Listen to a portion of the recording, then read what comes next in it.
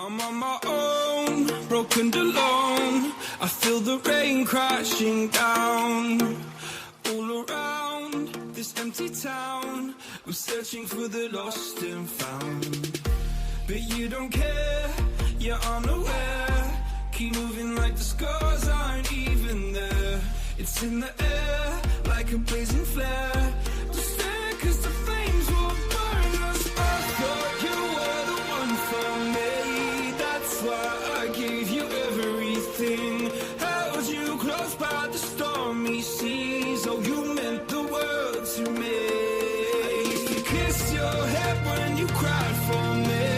Hold your hand while the pain was over. Keep you warm by the roaring sea. You meant the world to me.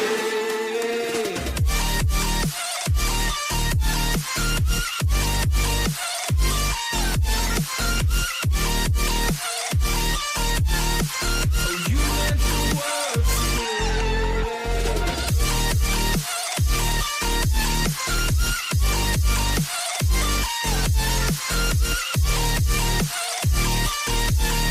Oh, you meant the world to me. My darling dear, you're never here. When I'm in pain, you hide and disappear. Like shadows in the atmosphere, charting the stratosphere. Yeah. I prayed for you and kept you near, in hopes you'd chase away my fears. I'm on my own, you made it so, and now I'm chasing nightmares too. I used to run with you through the great big leaves, laugh at you when you laugh at me. Hope for us because I believe the home was just you and me. I thought you were the one for me. That's why I gave you everything. Held you close by the stormy seas. Oh, you meant the world to me.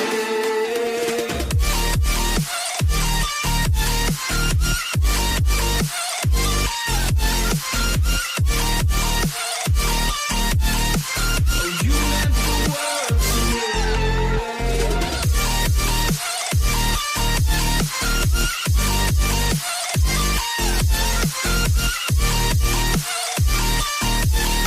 Oh, you meant the world to me.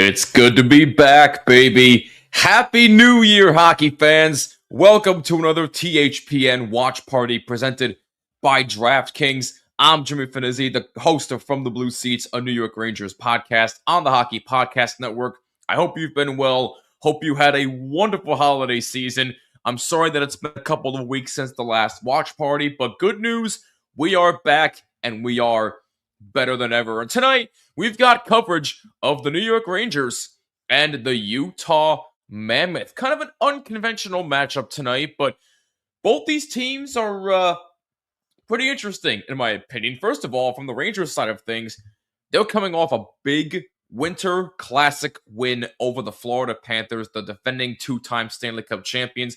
They beat them 5-1 at Lone Depot Park in Miami, Florida. And I'll be honest, despite the Rangers getting outshot 37-20, somehow, some way they managed to go in there and handle business in a big way. That is a big 2 points for the Rangers, but the problem all year for them has been they can't build on these wins, and they need to figure out a way to do that if they have any hope of getting into the postseason. As it stands right now, they are 20-18-5 in 7th place in the Metro, 45 points, 1 point behind the Devils, and 3 points behind the Capitals. So a win tonight, and the Rangers could leapfrog the Devils in the Metropolitan Division. Meanwhile, the Utah Mammoth might be a 500 team. Well, as of this time, they're one game under 500. They're 19, 20, and 3, 41 points, point behind St. Louis and Nashville in the Central Division. They're coming off a 4-1 loss to the New Jersey Devils this past Saturday, so they're looking to find a way to go into MSG and get a win. Rangers looking to win their second consecutive game. It is currently Hockey Fights Cancer Night, and as we all know, some things are bigger than hockey, and this night just happens to be one of those nights. If you or somebody you know is currently going through cancer, just know that you are not alone, and our thoughts and prayers are with you, your families, and your loved ones. But on a brighter note, let's go to the chat because I see a bunch of comments on here. We got my man Jared here. Welcome back. Thank you very much. I appreciate that. Happy New Year to you. Happy New Year to everybody watching and in the chat right now. Let's go Rangers. Undefeated in outdoor games. Yep, 6-0-0 all time in outdoor games. Very, very impressive. Zibanejad coming off a 5-point night, including a hat trick in the Winter Classic. The first ever Winter Classic hat trick, I should add. So congrats to Mika Zibanejad. Panarin had 2 goals, and Lafreniere had 3 assists. Happy New Year to you as well, Goza. Hope you've been well. Let's hear some score predictions for tonight. Who do you think wins? Leave a comment down below. Goza says Rangers win 4-2. And he also says it's been snowing in England. Hey, we've had snow here in the New York, New Jersey area the past week or so. So I feel your pain. How much snow have you been getting, by the way? I'm curious. Happy New Year to you, Andrew. Long time no chat, my friend. Hope you've been well. Hope you had a wonderful holiday. Danelle, the Jersey guy in the house. Happy New Year to you as well. I hope you are doing great. Thoughts on Team USA Olympic team? I think we need to add Jason Robertson and Cole Caulfield, to be honest. I do agree. I also agree that leaving Adam Fox off the roster was an absolute joke unless he's added on because of some injuries. But the fact that Adam Fox is not on there is an absolute crime. But I do agree with you that we need Robertson and Cole Caulfield. Been a while since the last stream. Yep, I was supposed to stream the Winter Classic, but things came up. But I do apologize about that. But it's just nice to be. It's just nice to be back. Rangers are 6-0-0 in outdoor games, as I mentioned before. Jared says Rangers will win 3-0, so he's predicting a shutout tonight for the Blue Shirts at MSG. Well, if that does happen, hopefully that can spark some good luck at home for the Rangers this season. What are your thoughts on both Winter Classic jerseys? Love the Rangers one, hate the Panthers. That's all I gotta say. Hey, what's up, Hockey? Happy New Year to you. I did hear that Canada won bronze, and congrats to you guys. Congrats to our neighbors up north. Lane Hudson didn't get added too. Yeah, I did hear about that. That's also a crime that Hudson didn't get in. Not much that it's so cold that it turned to ice, which unfortunately my girlfriend crashed her car. Oh my God. Oof. I hope she's okay. I will finish fixing it tomorrow. Good man. Tonight's goalie matchup, Shesterkin against Karel Vejmelka. Vejmelka, really good season so far. 17-11-2, 2.72 goals against average for Utah. I love you and all, but I want the others back to live. I think Kyle's got a couple of Olympic games, I think, coming up pretty soon. So you will see the rest of the crew very soon. And ladies and gentlemen, the puck has dropped and we are underway from Madison Square Garden. Rangers against the Utah Mammoth. Danelle says Rangers 4, Mammoth 2. So a couple people predicting a Rangers win tonight. Happy New Year. Sorry at work, couldn't get back to your message. Don't worry about it. It's okay. Hope work is going well. Sucks USA got eliminated first round. Yeah, it does, but what can you do? They're not going to win every time. It's finally someone else's turn, I guess. But we got freezing rain here tomorrow, so it's bad out here. Ugh, Ouch. Stay safe out there. What's up, Dan? Rangers are beating some of the best teams in the league, then their offense is superior. Yep, that's been a constant theme all year long. They can't build off the big wins, especially against the best teams in the league. It's been a problem all year. But good to see you, Dan. I hope you are doing well, and Happy New Year. GG's Providence Bruins beat the Hartford Wolfpack last year 4-1. You mean last time or last week? But whatever. I'll be shocked if the Rangers score 4 at home. Honestly, I will too. Which is why I'm saying it's going to be a 3-1 Rangers win. I do think they will find a way to win at home tonight, but we shall see. Go Sweden. Hey, it would be nice to see Sweden win. It is. I work at school, so I get off at 5, start at 8:30. Oh, it's not a bad day. Last week, you meant. Okay, I was going to say last year. Jeez, what the heck are you talking about, my man? My Bruins play the Kraken tonight. Oh, that's right. Well, we got a bunch of other games to check up on in the NHL, which we will get into in just a few short moments. People need to stop calling the Coyotes the Mammoth. It's two separate franchises. The Coyotes didn't move. They are inactive unless the NHL does expansion and bring them back. It's a fair point. I do want the Coyotes to come back. Do I think it'll happen?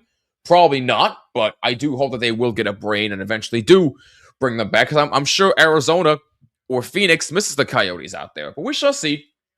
Sweden versus Czech. That's going to be a hell of a matchup. I'll watch that one. It's like the Cleveland Browns situation. I'm not going to go that far. At least Cleveland is still in Cleveland. Just saying. First day of school after the holidays. It was good. Oh, that's good. Who calls the man with the Coyotes? I'm kind of wondering the same thing. I don't know. I don't know who is calling you the Coyotes the Mammoth, or if it's the opposite. Or I don't know who's doing that. But whatever. It is what it is. I just call it Utah the Mammoth. That's it. And it is what it is. And I really do hope that the Coyotes come back, but I don't think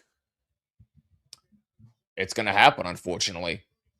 I think special teams are going to be a big factor tonight here for the Rangers. Their power play has climbed up in the rankings. They are 11th in the NHL right now. Utah is tied for 27th on the power play. So that'll be something to keep an eye on. The Rangers' power play looked very good in the Winter Classic against the Panthers. So we shall see if they can keep up that play. Czech versus Sweden at 8:30 p.m. Eastern tonight. So we will keep an eye on that for you. Go Pats Sunday against the Chargers. Go Chargers beat the Patriots. Oh boy, we're going to have some rivalry in the chat with the Chargers and the Patriots. That's going to be a lot of fun. I can't wait for the NFL playoffs, man. I really can't wait. My Super Bowl prediction, if you're curious, my Super Bowl prediction is going to be the Bills and the Rams. I really do think that it is the Bills' turn. Now that Kansas City is out, there's no excuse. Ravens are not in. So literally, the path to the Super Bowl is right in front of you if you're the Bills. You cannot squander this opportunity. I really think it's the Bills' time. It's the Bills' time. And the Rams, I mean, Matthew Stafford's going to win the MVP, in my opinion. He's just been outstanding. At his age, the way he's been able to fling the football and move around in the pocket, I think Matthew Stafford is one of the more underrated quarterbacks in the NFL, and I really do think he's going to win the MVP. No matter what happens, whether they make the Super Bowl or not, I think Matthew Stafford is your league MVP this season.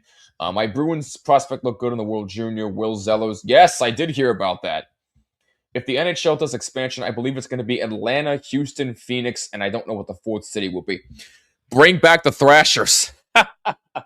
Oh, we got a little bit of a scrum going on in center ice. Brandon Tanev getting involved with Matt Rempe. Not exactly sure what triggered that. I've been catching up on your comments here. I'm sorry about that. Good to see you, Hockey. Happy New Year. Stay well and stay safe. Oh, because Rempe hit Stenlin, number 82, and Utah, a little bit of retaliation there. Oh, that's a clean hit. That's a clean hit. So, but I don't blame Utah for retaliating. That's their guy. You got to protect your guy. Matt Rempe recently coming off of injury, so nice to see him back. Good call. Another good call. Thank you. I appreciate that. Mine is Bills versus Seahawks. Oh, Bills Seahawks. That'd be a great Super Bowl.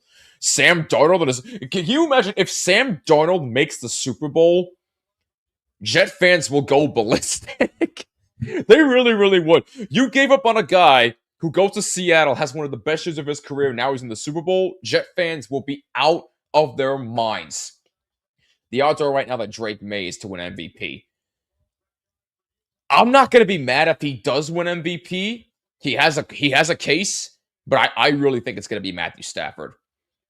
What's up, Mike? I'm Bills Seahawks 2, and you think the Bills are going to win the Super Bowl 34-31. Wow, all right. I like that. Really? You had to throw in a 6-7 joke? Really? That's where we're going, Dan? The two NFL teams I want gone from the playoffs are Patriots and Eagles, since it's rivals of the Jets and Giants. So I hope the Chargers and 49ers to end both those seasons. Me too, my friend. Ducks Capitals are tied. Wow, okay. We got a lot to catch up on here. They had a cakewalk of a schedule. Yes, they did. Jets fans and Browns fans have PTSD. Yep, they do.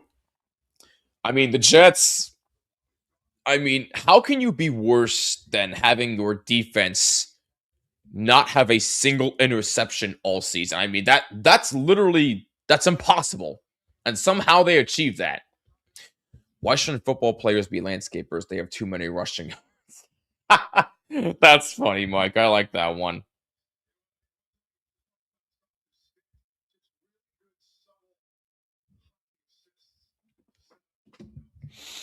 Meanwhile, 3 minutes gone by, first period from the Garden, no score. Rangers still looking for their first shot on goal. Utah has 2. Brett Barrar, number 65, a healthy scratch. First time since they made the stat in 1933. Yep, exactly. They even traded Sauce Gardner. Yep, and look, the Colts still didn't make the playoffs. So how'd that work out for both sides?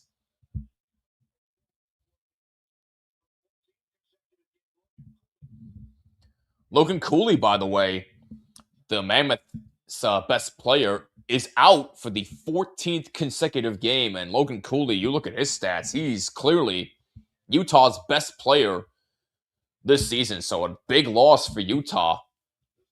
But you still got Clayton Keller on the team. So when you have Clayton Keller there, odds are he's going to do some good things for you.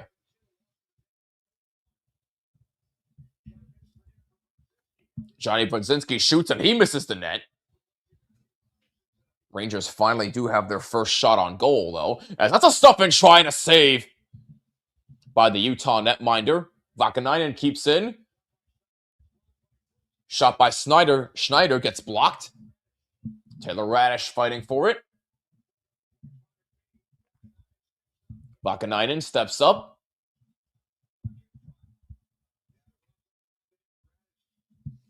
Radish in the corner behind the Utah netminder. Vakanainen, that was a good job by him, taking a hit to try and make a play happen. That's what you got to do. You got to sacrifice the body to try and make plays happen.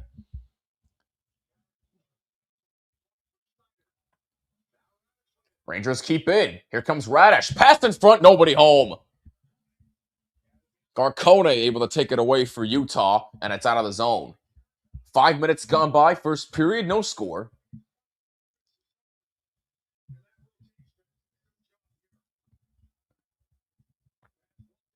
Vitek Vanacek not playing tonight for Utah, as the Mammoth here are offside. 5:14 gone by, first period. Still no score.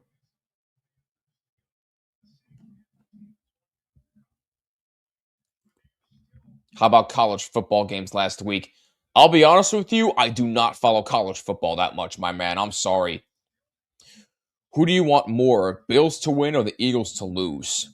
Oh, that's a tough one, man. I mean, I really don't want the Eagles to win again, but I've never rooted for the Bills more than I have this year. It's right in front of them. I know they have their flaws, but it's right. If they don't at least get to the Super Bowl, they failed. I want the Bills to win more than I want the Eagles to lose. I hate the Eagles, but I'm really rooting for the Bills. That shot by 13 is a glove save by Shesterkin, and he holds it. I told the world when the Colts were 8-2, they wouldn't win another game. Really? You thought they wouldn't win another game? Wow. You guys did BTA to the Panthers in the Winter Classic. Yeah, they did. What football player is best at a restaurant? Sauce Gardner. February 1st is Bruins Lightning at Raymond James. Oh, the Stadium Series. Yes, that's going to be a good one. Tampa Bay Lightning at Raymond James Stadium. Playing the Bruins. I knew they wouldn't win another game. Yeah, because they exposed Daniel Jones, and Daniel Jones ended up getting hurt. They called in Phillip Rivers for, 3 games? And look, it's a nice story for Phillip Rivers, but it really wasn't going to make a difference.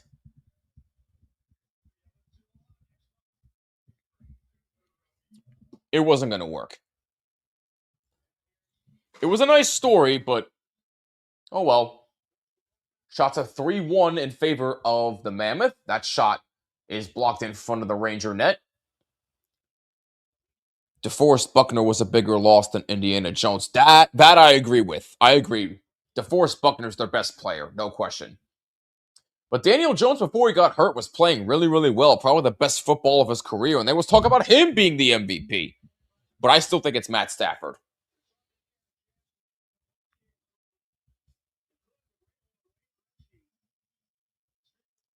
Number 6 of Utah, able to play it around. Rangers looking to take it away. And it's out to center, number 77, able to move in. Race for the puck. Will Borgen, number 17 of the Rangers, beats him to it. Rangers get it out as far as center. Deflected in the zone by Carson Soucy, number 24. Puck sent back out for Gabe Perreault, number 94, who shoots it, and that's blocked in front. And a 2-on-1 developing for Utah. That pass blocked. Good job by Carson Soucy to get back and block the 2-on-1 pass. 13 minutes to go, first period. Still no score. Lafreniere dumps it in the Utah zone, and both teams will make line changes. What about the Chargers beating New England? I'll give them about a 40% chance. I think New England wins that game. They just should have played Riley Leonard. He looked good. I agree. DeForest Buckner was a bigger loss than Indiana Jones. Yes, I agree with that. Who's your favorite Stanley Cup winner? I'd say Minnesota. I don't know about Minnesota. I don't know about them. I mean, how can you not say Colorado? I mean, Colorado's running away with the NHL right now, so how can you not say them? Kind of hard to play with a broken leg. That is true. Daniel Jones will never finish a season. The best ability is availability. You are correct. Danny D, what's going on? Good to see you. Do you trust Justin Herbert? I trust him. Do I trust the team around him? No, I don't.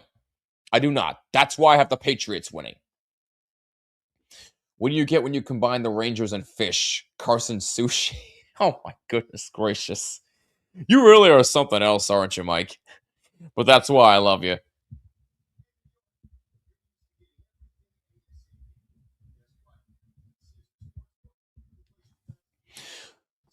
Good to see you, bro. Good to see you too, Danny. Happy New Year, and I hope you had a wonderful holiday season. Let's take a look at some other games going on around the league tonight.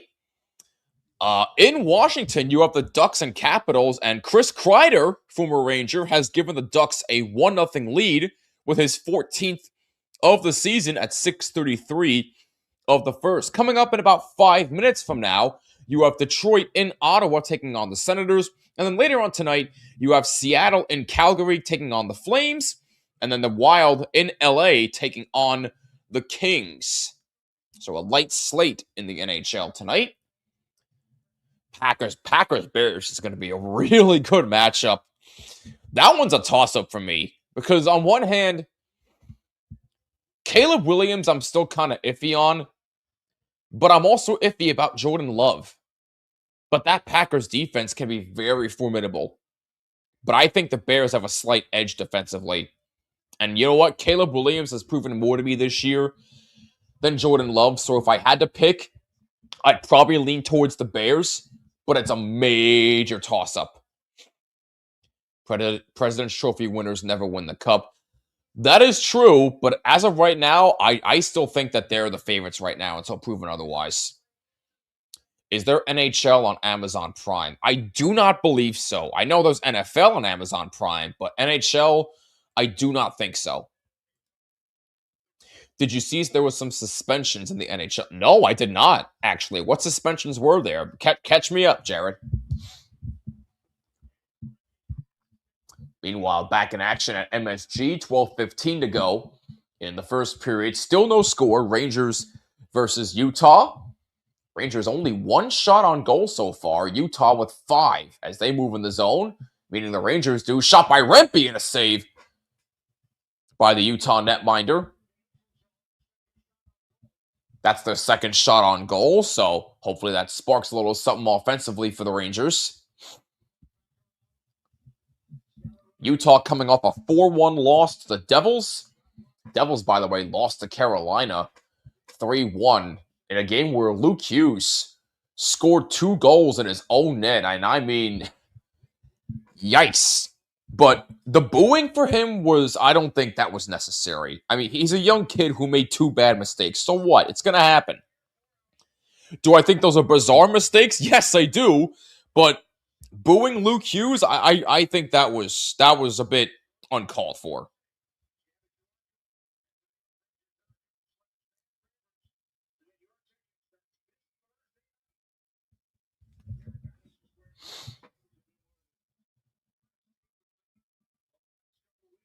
$11:20 to go, first period. Mike said that was oh, the Devils? Yeah, that was painful indeed. Devils are struggling lately, surprisingly. They went to the top of the league, and now all of a sudden they're in 6th. Fire 2 pucks in your own net, you will get booed. I get it, but I think it's a bit harsh for a kid. That's just me. If it was a veteran, okay, then we'd be having a discussion. But it's a kid. He's gonna make a mistake. Oh, the injury update. Oh, no, to be honest, I haven't caught up on the injuries yet. What about the Blackhawks beating Vegas? Oh, sorry, Mike, I gotta get to this. Vejmelka makes a good save on Susi, and Zibanejad got a rebound, and Vejmelka made a save. Sorry. A little bit of action there. Rangers almost made it 1-0. They were unbeatable for a month. Yes, they were. Seth Jones out for a couple of weeks because of yeah. I mean, I don't know what to think about that hit. I really don't. But I wish him well, and I hope that he's okay. If the Zamboni driver fired 2 pucks at his own net, he get booed.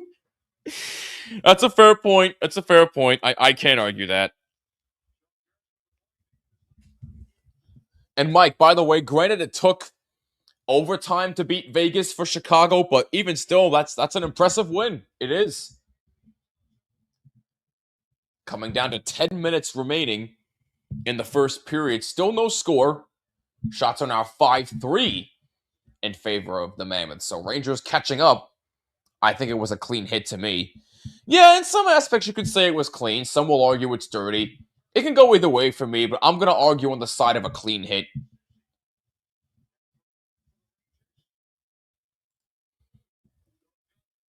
No, I'm sorry. I don't speak that good Spanish. I know a little bit, like hola, ¿cómo estás, señorita? Or señor. Muy. Yeah, I'm sorry. I gotta brush up on my Spanish more. I really do. I forgot half the Spanish I learned in high school, so lo siento, but it's good to see you.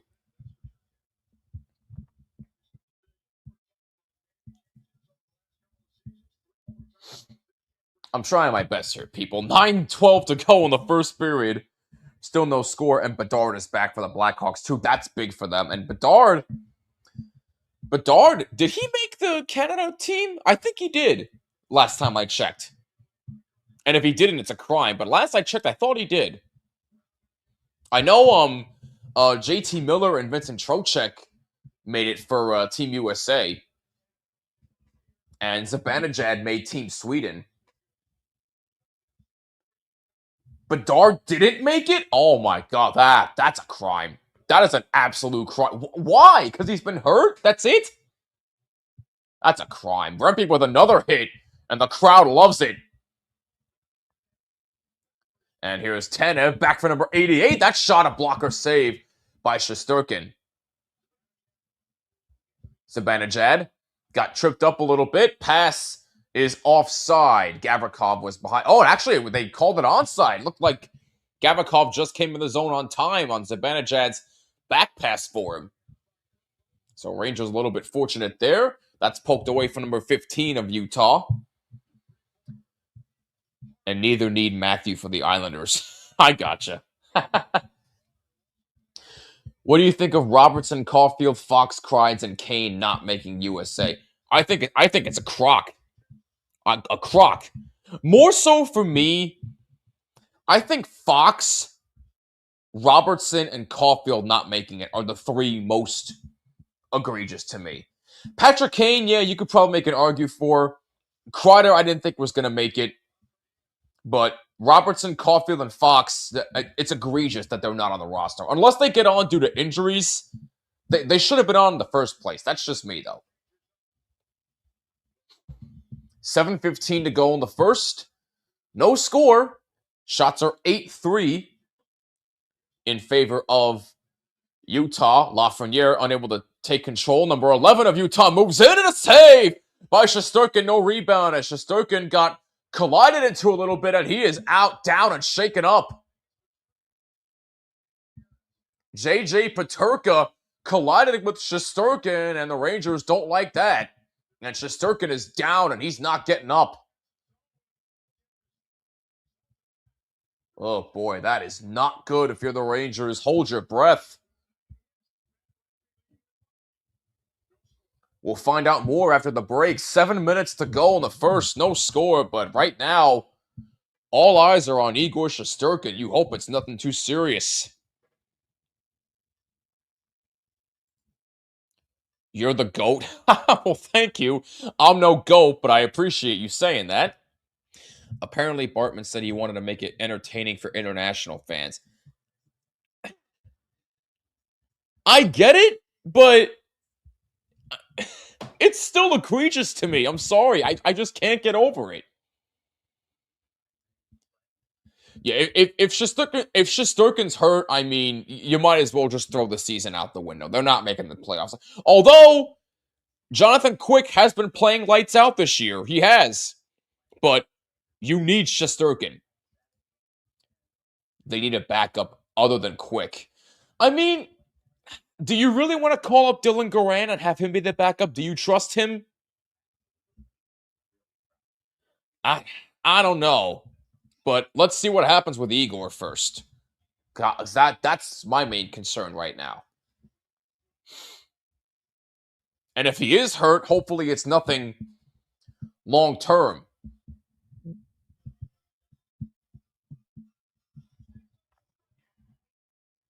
Right now, we're just waiting for more information on how bad the injury is.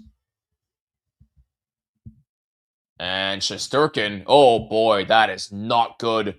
Shesterkin hobbling and getting some help going into the locker room. That is not good. So Jonathan Quick will come into the game. Let's see if we can see a replay of exactly what happened. So Peterka comes in. Shesterkin makes the initial save.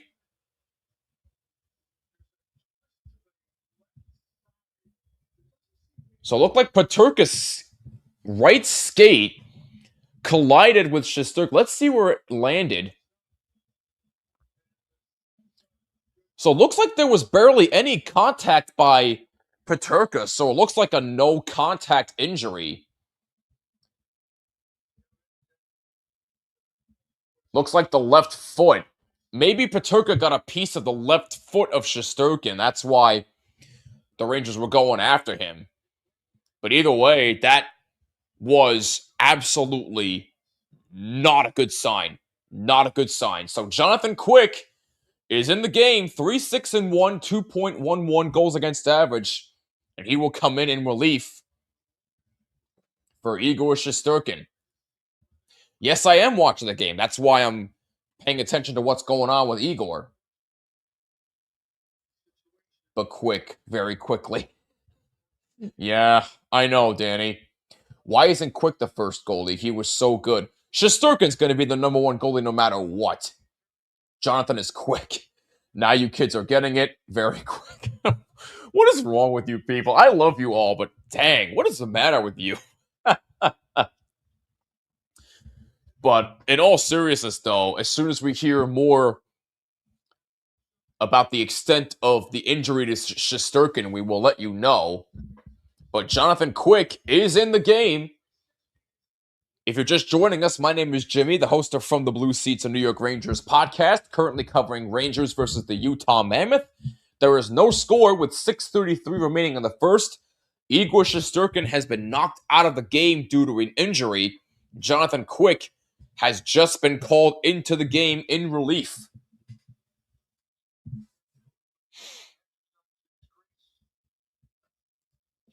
Lots of people are saying Hudson, Cole Caulfield, and Robertson should have made it for USA, and then Matthew Schaefer should have made it for Canada and Bedard. That I agree with. 100%. Please keep us updated. This is so pun. I mean, fun. Oh my gosh. The only information we'll get is upper body, lower body, middle body. True. Do you trust Corey Schneider? I don't even think is playing in the league right now. I don't even know what he's up to. I think he retired. Either that or he's a free agent.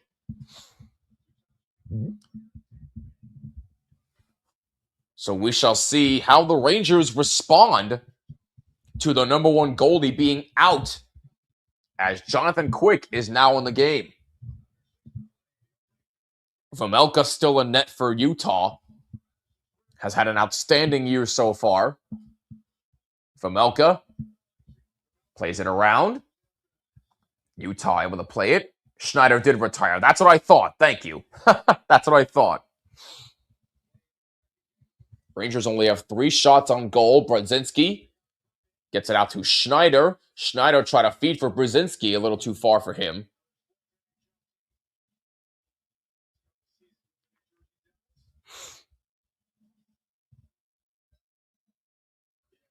Coming down to 5 minutes to go in the first period. Still no score. Vakanainen dumps it in the Utah zone. Fox, centering pass for Carrick, and he can't get a clean shot. Vejmelka did get a piece of it, though.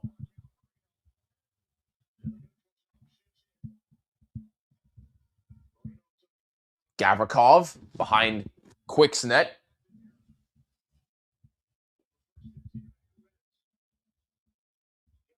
Gavrikov's pass. Now Sam Carrick comes out. Into the corner, Carrick behind the net for Rempe.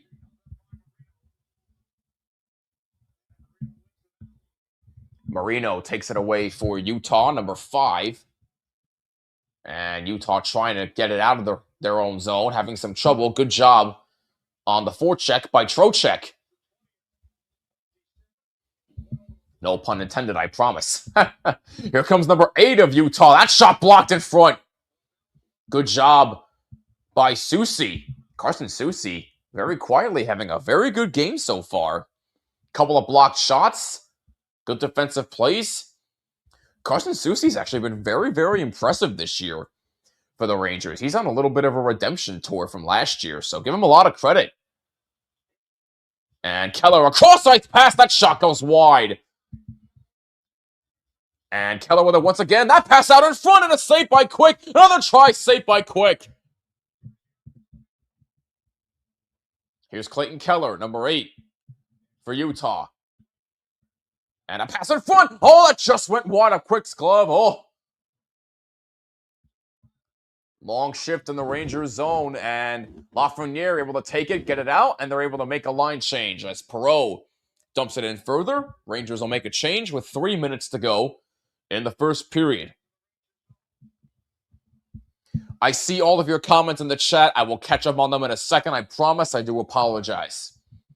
There's just a lot happening right now here in this game. As Zibanejad moves in the zone, that cross-ice pass. Here's Cooley, a save by Vejmelka, and he hangs on. Oh, Will Cooley coming close, and Vejmelka says no. Good save by the Utah netminder. 2:45 to go in the first.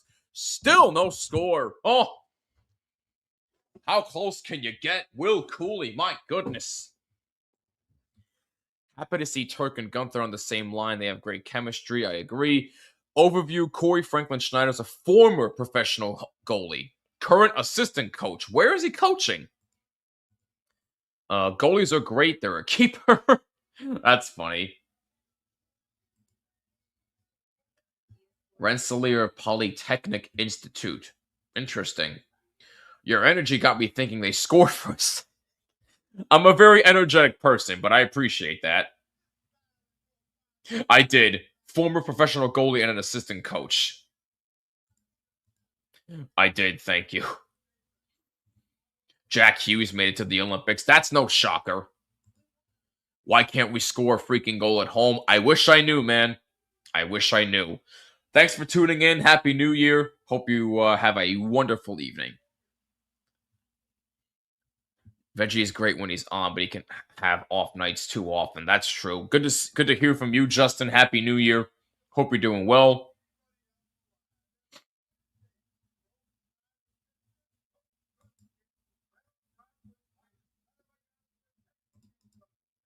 Oh, this is where he's an assistant coach. Oh, I'm sorry.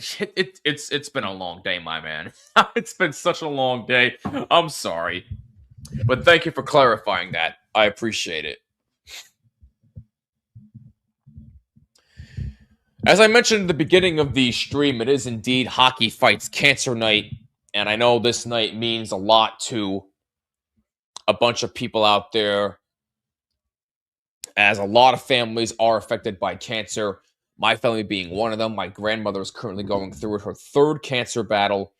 And, I know she's watching the game right now, and I've been praying for her. And Grandma, I love you, and you're a fighter. You really are a fighter. And again, if you or somebody you know is going through cancer, you're not alone, and our thoughts and prayers are with you on behalf of everybody here at the Hockey Podcast Network. You could trade for Corpo for my Bruins. Corposalo? Oh, God. Nah, no thank you. I'm good. Thank you, Danny. I appreciate that. 2:38 to go, first period. Adam Fox back for the Rangers after his stint on the IR. And that's a big gain for the Rangers, having Adam Fox back, especially on special teams. That's massive. Having Fox and Gavikov back defensively, that is a problem. My mom just finished her cancer battle, recovered and healthy. Oh, awesome. God bless, man. That's awesome. I'm glad to hear that. Prayers for your mom, but I'm really happy she's doing well. That's awesome to hear. That's out in front for Cooley, and he missed it wide that time. Will Cooley with two good chances. That time he just missed wide of the crease. Here comes number 77 of Utah. Save by Quick. Great save by Jonathan Quick on J.J. Peterka. So why are the Rangers struggling at home? What's their downfall in the building? Again, I wish I knew. I really, really do. It makes no sense. They're an excellent road team, yet they're not good at home. It doesn't make any sense whatsoever. I don't know what the clear answer is. I really don't. I think that's why Bartman didn't add Adam Fox to USA. Again, just because he was hurt, that's no excuse. JT Miller's hurt. Why did he make it? Make it make sense, people. Yes, they are a better away team, by the way, Jared. But I think everybody knows that. That shot by number 50 of Utah goes through the crease. Here's Peterka moving in and shooting. Save by Quick. Mikhail Sergachev kept the puck alive for Utah. Good job by Utah holding it in his own. Laffy needs to play like he did at the Winter Classic. Yes, he does. And he needs to play like that for the rest of the year. Did you say this is Hockey Fights Cancer Night? Yes, I did. Yes, I did, Danelle. Definitely one of the most important nights in the NHL. Some things are just bigger than hockey. Adam Fox, even with the injury time, still has good numbers. Thank you, Danny. Thank you. My point exactly. If JT Miller can get in while he's hurt, why can't Adam Fox get on when he's hurt? Makes no sense to me. Sorry.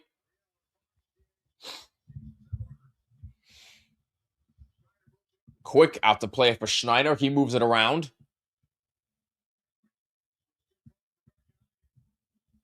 Vakanainen. Passed a little too far for him. Radish behind the net. 1 minute to go.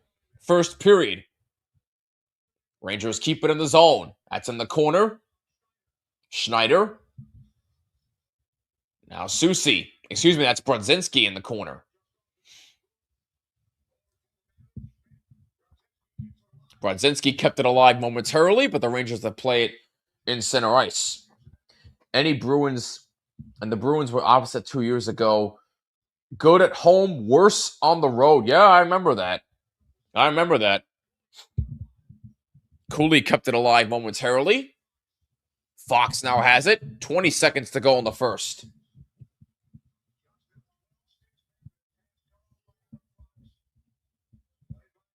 Panarin moves it up. Zibanejad. Now Gavrikov moving in. Gavrikov trying to get a shot. He gets one off and a save by Vejmelka.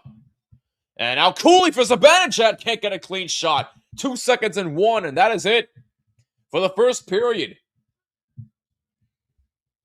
No score between the Rangers and Utah after 20 minutes of play. And the bigger story here is that Igor Shesterkin has been knocked out of the game in the middle of the first due to an injury. And as soon as we have more info about that, we will certainly let you know what happened with the Devils. They're just, A, they're injured, and B, they're just struggling to score right now. That's their downfall. Feel free to pick up penalties against us. Utah sucks on the power play. Probably a good way to beat us. Spot us a guy. But the discipline factor for the Rangers needs to be fixed. They can't afford to be taking penalties because eventually it comes back to bite them in the ass. In the Winter Classic, they were up 3-0, and I think on the fourth or fifth time they took a penalty, Florida scored on the power play to make it 3-1. So eventually it does come back to bite you. Just saying. Same with Connor Hellebuck. He's hurt for the Jets. Yeah, that's true. Since you said it was Hockey Fights Cancer Night, I did buy an Adidas Rangers Hockey Fights Cancer jersey in the black and purple from eBay. Aw, that's nice. I like that. That's awesome. I like that you did that. Ordered it January 2nd. Nice, okay. Keeping an eye on it. Thank you, Jared. Devils got most of their players back. They're struggling to score goals. Same with the Islanders, scoring 2 goals or less away. True. You are right about that. You are right. Well, after 20 minutes of play, there was no score between the Rangers and the Utah Mammoth. Let's take a look at some scoring updates around the NHL. First intermission in Washington, the Capitals have a 2-1 lead over the Anaheim Ducks. Justin Sordiff with his 6th of the season and his 7th, so he's got 2 goals on the night for Washington, and Connor McMichael has assists on both of them. So McMichael a 2-point game and Sordiff a 2-point game, and the Capitals have a 2-1 lead. Just underway in Ottawa, Red Wings and Senators, they are scoreless. And then coming up in about 9:30 p.m. Eastern Time, Seattle and Calgary taking on the Flames. And then 10:30 p.m. Eastern Time, you have Minnesota in LA taking on the Kings. So a light slate in the NHL tonight. By the way, I should point out, the Buffalo Sabres are the hottest team in the league right now. And the Buffalo Sabres, out of all teams, Buffalo, 10 straight wins. I mean, who saw that coming? And I believe they play the Rangers this upcoming Thursday at MSG. So Buffalo, all of a sudden, is no joke. They have climbed up in the standing. They're 21-15-4, 46 points tied with Boston. And a win against Vancouver tomorrow would help them leapfrog the Panthers and ensure them 11 straight wins. You really could not make this up. The hottest team in the league is the Buffalo Sabres. Who saw that coming? Like, really? Like, wow. Unbelievable stuff, man. A lot of Eagle fans mess with me at work. One guy always says, oh, I know who you're talking about. He comes up to me every day and says it.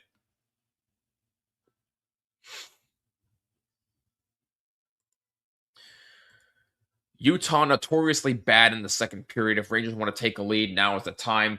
I agree. 100% agree with you. But we shall see. We shall see what happens. And we'll see how the Rangers respond. I just laugh it off. I just laugh it off, my man. That's all I can do. But we're gonna take a break here. And again, if we do have any word on Shesterkin, either myself or Jared in the chat, we'll certainly let you know. I do have a Fanatics Premium Jack Hughes 86 jersey coming home from Cool Hockey with the ace stitch. That's nice. I like that. But we'll keep you updated on the Shesterkin injury, as that is massive. No, I will never do that. Never. I hate them. After 20 minutes of play from the Garden, there was no score between the Rangers and the Utah Mammoth. Jonathan Quick in the game, in goal for the Rangers in place of the injured Igor Shesterkin. So we shall see how the Rangers respond. Don't go anywhere. We'll be right back on THPN.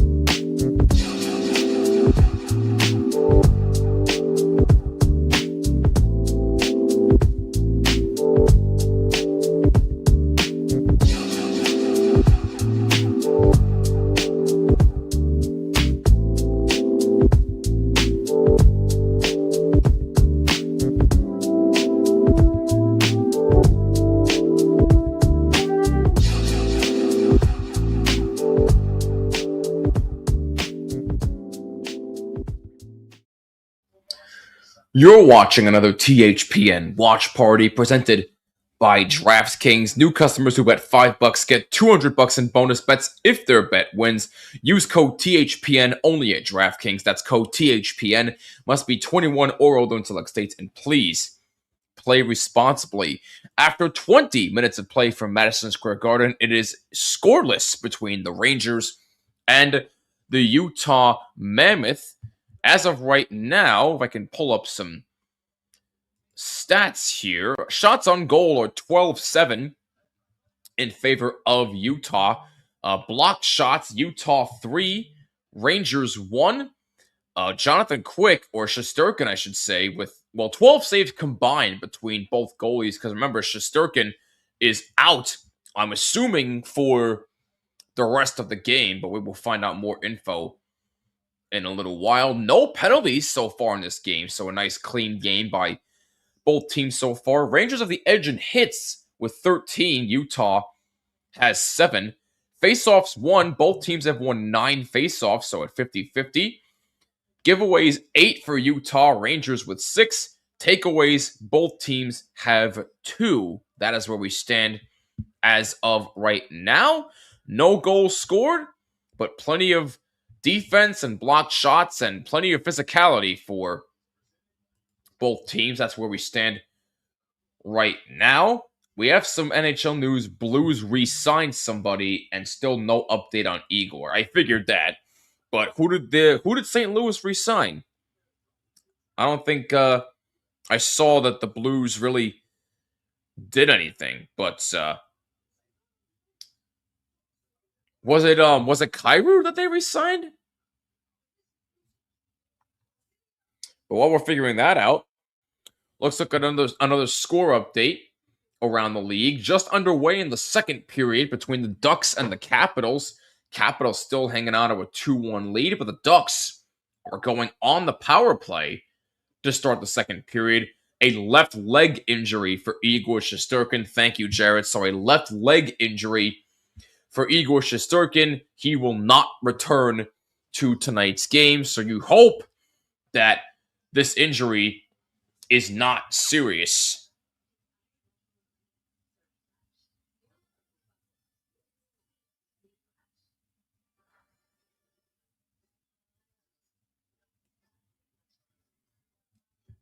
So a left leg injury for Igor Shesterkin. So that is not good news, but you hope that it's not going to be long term, because if it is, then you might as well just say the season is over. We have a scoring update for you. Andrew Kopp, former Ranger, has given Detroit a 1-0 lead over the Senators. That's his 6th of the season at 7:06. So Detroit has a 1-0 lead over the Ottawa Senators. If you're just joining us, my name is Jimmy. I host From the Blue Seats, a New York Rangers podcast on the Hockey Podcast Network.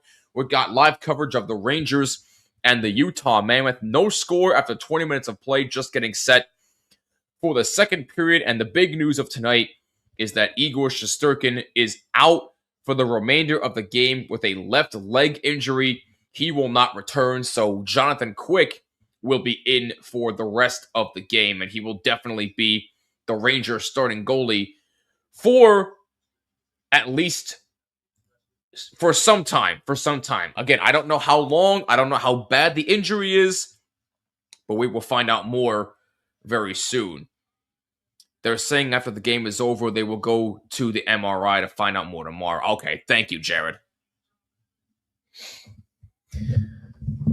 Player to watch for Utah tonight, according to MSG, is number 11, Dylan Guenther, drafted 9th overall by the Coyotes in 2021, 146 points in 190 NHL games so far, 71 goals, 75 assists, and he's got 17 points in his last 15 games, 11 goals, 6 assists. So he is on quite the streak right now, Dylan Guenther. Another good young player to build your team around. So Dylan Guenther, your player to watch for Utah, according to MSG. And there's Jonathan Quick in relief for Shesterkin tonight. And puck is dropped, and we are underway in the second period. Still scoreless. Shots are 12-7 in favor of the Mammoth. Cross-ice pass for Krause, and he gets it back for him, and a shot saved by Quick. Sergachev played it around. Rangers trying to clear it out, and they do as far as center. Clayton Keller takes it back for the Mammoth.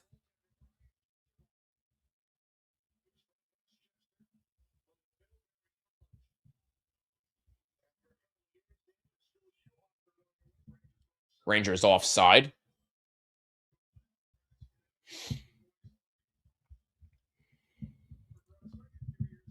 So we will know more on the Shesterkin injury tomorrow, as they will do an MRI. Gunther coming off a hat trick a few nights ago. He's a sniper. He absolutely is. He's a hell of a player. He can shoot. I had a nice surprise from my girlfriend. She ordered a pizza and some ice cream, so I'm enjoying the game. Aw. That was nice of her to do that for you.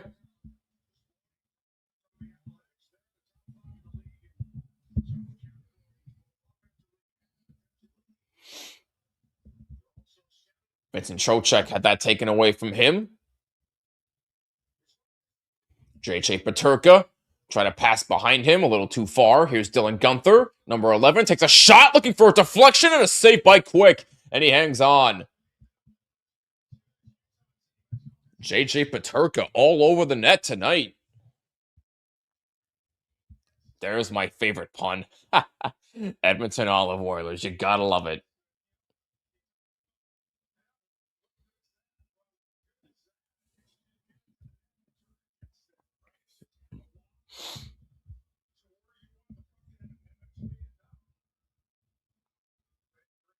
Make sure you leave a like and subscribe right here on the THPN YouTube channel if you like what you see, and make sure you hit the bell so you're notified of all live streams, new episodes of the Terry Ryan Show, and everything we do here on THPN. And subscribe to my show as well, From the Blue Seats, a New York Rangers podcast on YouTube, Apple, Spotify, YouTube Music, wherever you listen to your podcasts.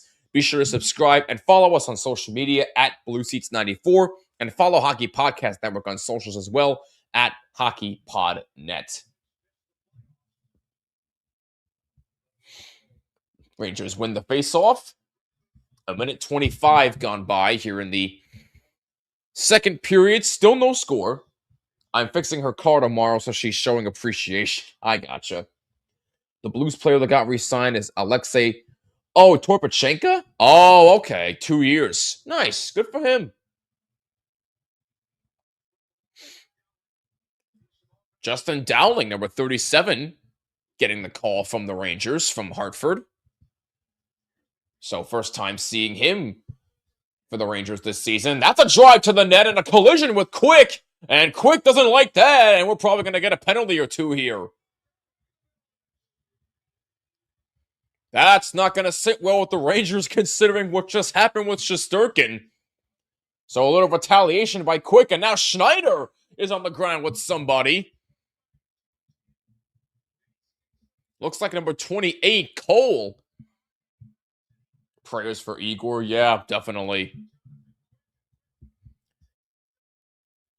Well, Jonathan Quick, we've known him to be a competitor for a lot of years, and he's shown it right there.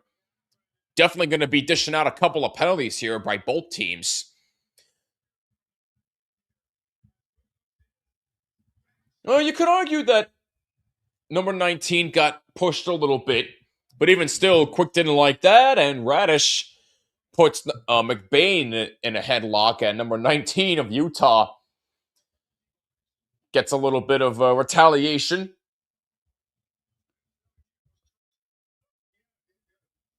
Yeah, Trocheck actually didn't even look like Bud even got pushed. Trocheck touched him, but there is a penalty called on number 19 of Utah.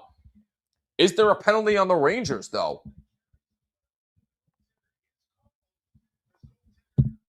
So Rangers defending their guy after Quick defends himself after the collision by Butt, number 19. That's B-U-T, by the way.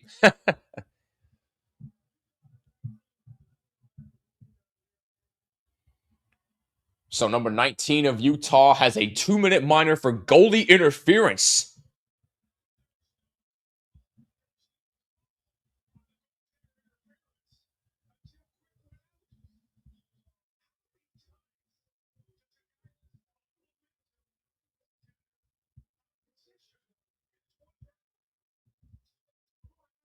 And Jonathan Quick got called 2 minutes for rough. Now, what kind of sense does that make? What sense does that make? There was initially no call for the goalie interference, but you're going to call quick. And a good pass for Zibanejad and a save by Vejmelka on a 2-on-1.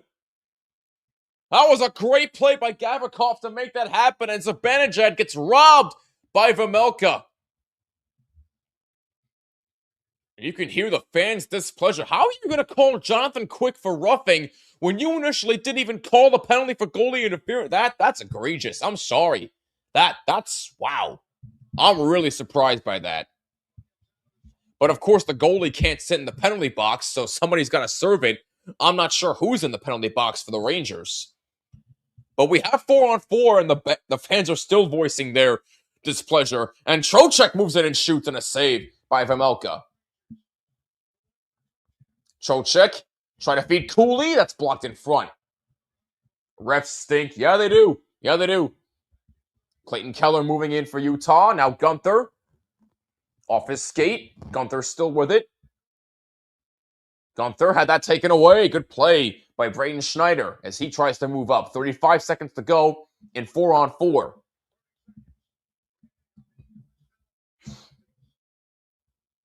Here comes Trocheck. Trocheck sends it back in the Rangers zone. And a lead pass for Gavrikov. Pass in front. That's blocked in front and taken away by the Mammoth. Here's Fox. Back for him. Gavrikov. Nice move. Shoots and a save. I was initially blocked, actually, and then Vejmelka makes a save. 4 minutes gone by, second period. Still no score. 4-on-4 play is over. Back to 5-on-5. Prayers for Igor, but it didn't look good for him. Yeah, no, it didn't. Pronounced boot. I gotcha. What about Patrick Mahomes? What happens when the Chiefs play hockey? You get hat-trick Mahomes. Oh my God. Yep, the penalty was called for goalie interference, but yet Jonathan Quick got called for roughing because he was defending himself. Like, what sense does that make? Liam! Long time no chat, my friend. Hope you've been well. Happy New Year. So after all that chaos, it was 4-on-4, but now we are back to 5-on-5.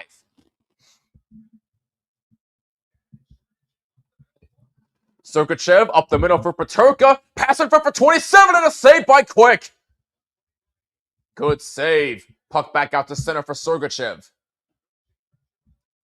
Good pressure by Lafreniere to get it away. Yeah, I know Mahomes is hurt too.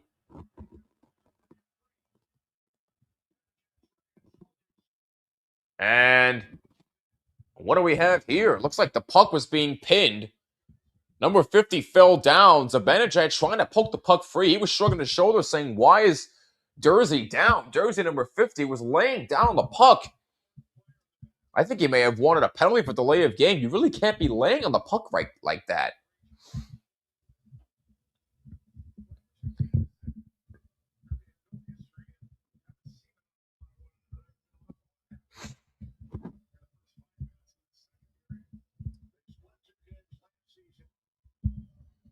These two teams split the two-game series last season, so not really that much history between these two clubs. At least not yet.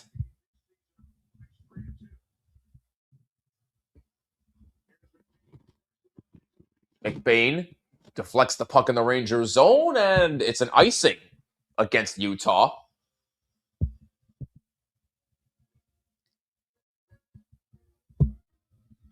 So the only penalties so far in this game have been coincidental roughing minors.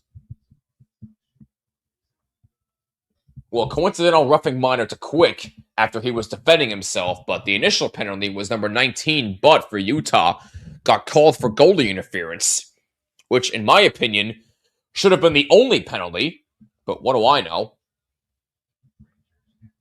But those are the only two penalties so far. We had 4-on-4.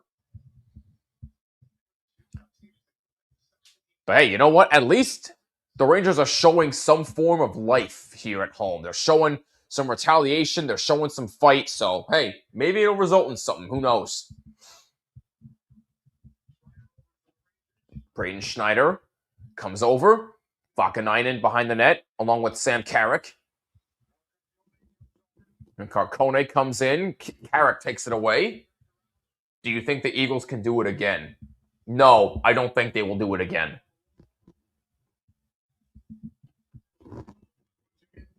Braden Schneider takes it for the Rangers.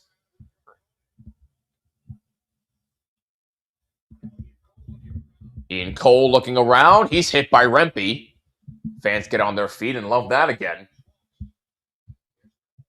Ian Cole. Pass up the middle for number 8 as that's deflected up high by Quick and out of play. 5:41 gone by in the second period. Still no score. Shots are 14-10 in favor of the Mammoth. Mammoth are a Jekyll and Hyde team. Win 7-2 one night, lose 4-1 the next. Yeah, that's actually a perfect way to describe them, Justin. You're 100% right. 100%.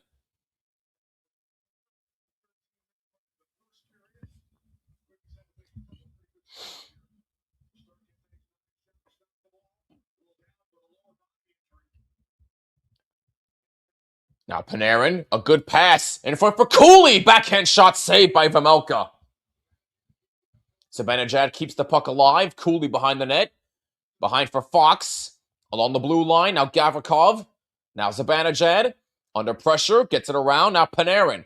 There's a one-timer by Gavrikov and a save. Rebound save by Vejmelka on 2 big chances. 2 big-time saves by Vejmelka. Will Cooley has been all over the net tonight. You can tell he's frustrated. He wants one. 13:47 to go in the second period. Still a scoreless game. And definitely a lot of chippiness between both teams tonight.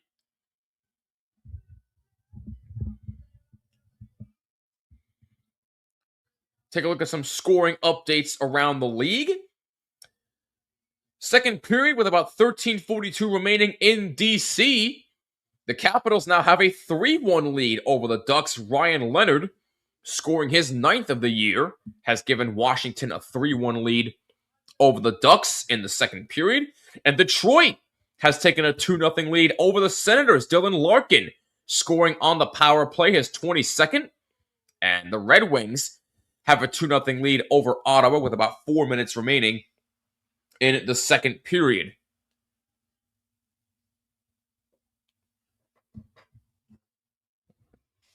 Definitely a lot of chippiness tonight. A lot of physical play between these two teams. Obviously, the big story, in case you're just tuning in, Igor Shesterkin out with a lower body injury, a left leg injury, and he will not return to tonight's game. Jonathan Quick is in the game for the Rangers. And if I had to guess, I would predict that Jonathan Quick will be starting the next game for the Rangers as well. Which, if I'm not mistaken, is against the Buffalo Sabres on Thursday, January 8th. Yes, it is. Next game for the Rangers Thursday at MSG against the Sabres. And then they play again on Saturday, January 10th in Boston against the Bruins. And then after that, they're back home on January 12th against the Seattle Kraken. Oh, looks like somebody finished their last chemo treatment. Daniel Segura finished his cancer treatment, so congratulations to him. That's awesome. He was just ringing the bell at MSG. That's fantastic news. Good for you. Congratulations.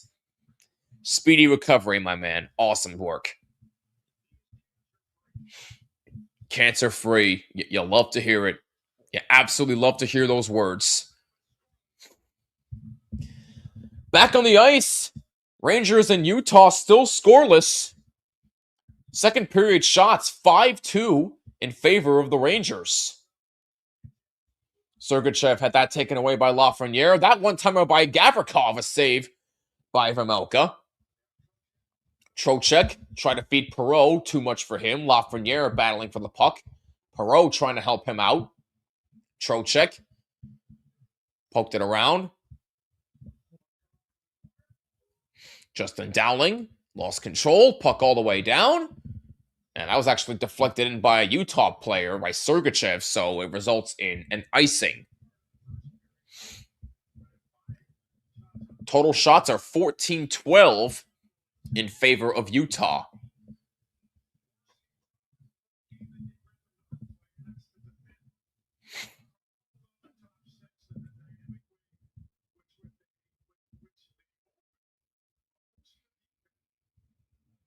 A little bit of a delay in the faceoff circle as Utah wins it now. Sergachev battling for it. Rangers take it away. And Zibanejad was right there, but a good poke check right there by a Utah player. Now Fox. Now Cooley. And a delayed penalty call. Delayed penalty coming up against Utah. Extra skater on for the Rangers. So the first official power play of the game will belong to the Rangers as Fox is forced out of the zone by Peterka. And Utah touches up, and the Rangers will get their first power play of the game. And it is indeed for tripping. And Ranger fans are still not happy with the Mammoth. Oh yeah, that's a clear trip right there. Good job by Fox to draw that penalty. Dylan Gunther is the guilty party. So the first official power play of the game belongs to the Rangers. They looked very, very good in the Winter Classic against the Panthers. They are 11th in the NHL right now. So let's see how they respond here. Clean face-off win. Fox has control. Now Gavrikov. Back for Fox. Now Panarin. Panarin looking for an open lane. Now back out for Fox. Zibanejad says he's open. He beats Panarin instead. It's back for Fox. Looks for a lane. Shoes looking for a deflection by Lafreniere. That's no good. Kept in by Fox as Sergachev looked to clear. Good job by Fox to keep it in. Here's Zibanejad now. Back for Fox. He shoots and a save by Vejmelka. Rebound. Save and another try goes wide. Zibanejad gets it back. Here's Fox. Fakes. Feeds Zibanejad. Shoots. Deflected up high and out of play. Well, a couple good chances for the Rangers. Rangers have had a power play goal in 6 of their last 8 games. 7 for 22. So definitely some improvement on the power play.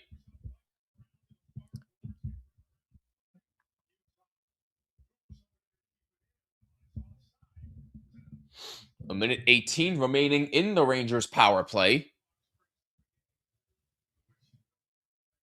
And a false start on the faceoff, so they'll do it again.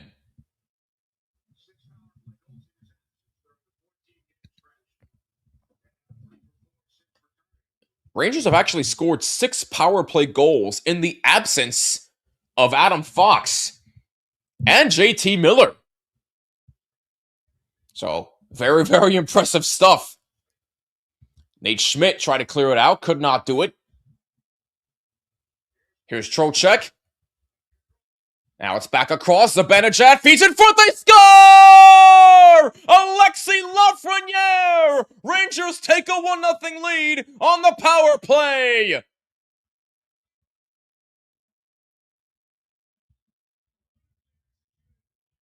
Alexis Lafreniere, his 4th point in 2 games. And the Rangers take a 1-0 lead at home. How about that? A great pass from Mika Zibanejad. And Lafreniere able to just poke it home right past Vejmelka. Caught him out of the crease. Zibby and Panarin will get the assists. So the 3 big guns have done it again. And the Rangers strike on the power play. Lafreniere his 9th. And the Rangers score first, and they take a 1-0 lead. That's a big first goal for the Rangers.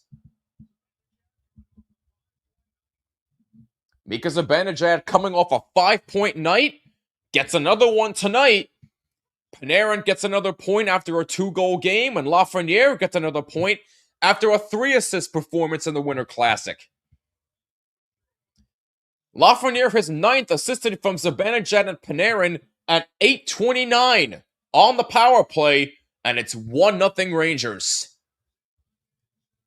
And Carrick carrying it behind the net, backhand save for Melka. Carrick in some trouble. Now Cooley trying to get there. And this puck goes all the way down, but not far enough for an icing. Quick out to play the puck. That's a big first goal for the Rangers. Exactly what they needed. Especially at home where they have struggled to score first. And they finally get the first goal here. And they lead 1-0. I'll tell you, their power play has looked much better in recent weeks. And that's a stop by Vejmelka on Zibanejad. How in the world did he stop that? Oh my goodness. What a save by Vejmelka on Mika Zibanejad. And now Peterka sends the puck across. Wide of Quick's crease. 10 minutes to go, second period. Rangers with a 1-0 lead on the power play goal by Alexis Lafreniere. Shots are now 14 apiece from each team. Schneider dumps it in the zone. Rempe plays it behind. Here's Fox moving up, shooting, and a glove save. Well, actually, that just went high of Vejmelka's glove. I thought he caught it. Yep, Shesterkin sustained a lower body injury, lower leg injury, needed help off the ice. Yep, Rangers scored at home. Yes, they did. And it was a big goal. Alexis Lafreniere, his 9th on the power play. And the Rangers take a 1-0 lead with 9:18 remaining in the second period.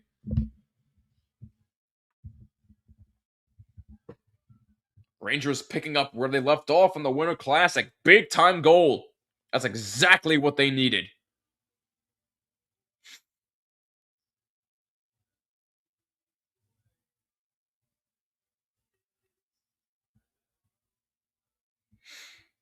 Coming up in about 1 hour from now, you have Seattle in Calgary taking on the Flames. And in about 2 hours from now, you have the Wild in LA taking on the Kings. We got scoring updates for you. The Capitals really pouring it on against Anaheim. They now lead 5-1. Justin Sourdif with a hat trick.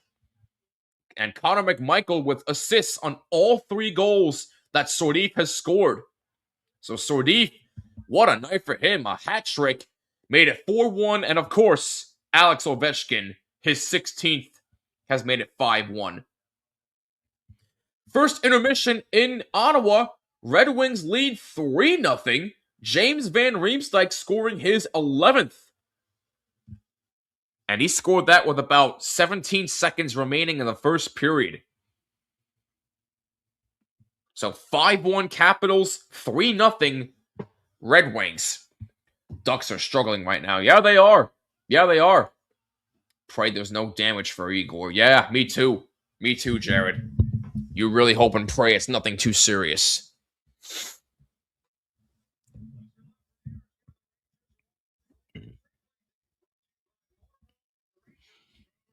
Boy, Alexis Lafreniere, you talk about somebody who Ranger fans have been on all season long. I think that 3-point game, you hope that's the start of a bounce back for him. And he scores on the power play tonight. And I gotta tell you, I really do hope that this is a sign of things to come for Alexis Lafreniere. Because that was a big goal for him. Hopefully it's a confidence booster for him. Although we have been saying that whenever he did score and never ends up panning out. But I don't know. I just feel a little bit differently about this time around. But we'll see. Jimmy, like I say, win this game for Eagle. Oh yeah. They better. That's all I got to say, Jared. 8:50 remaining, second period. Rangers lead 1-0.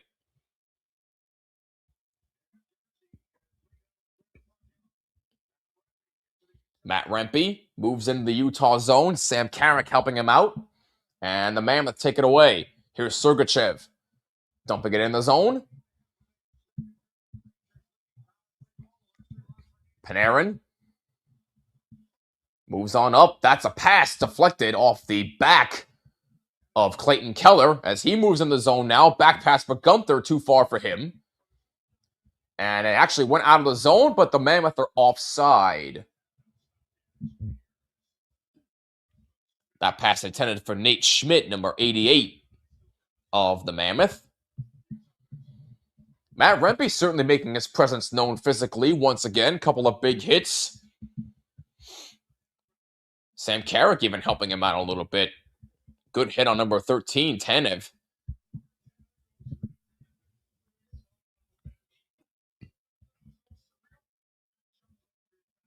Face off just outside of the Rangers zone, and Utah takes the puck.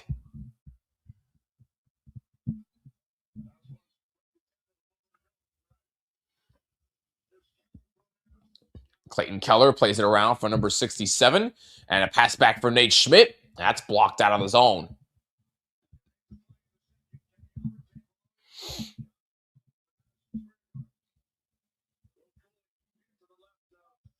Will Cooley moves it in the Utah zone. Zibanejad trying to get there, unsuccessful. Clayton Keller dumps it in. Gavrikov takes it back for the Rangers.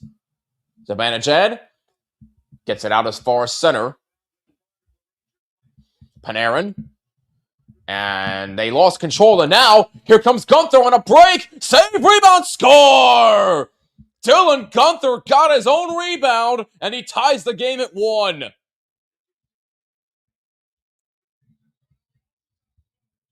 Dylan Gunther's team-leading 21st goal of the season.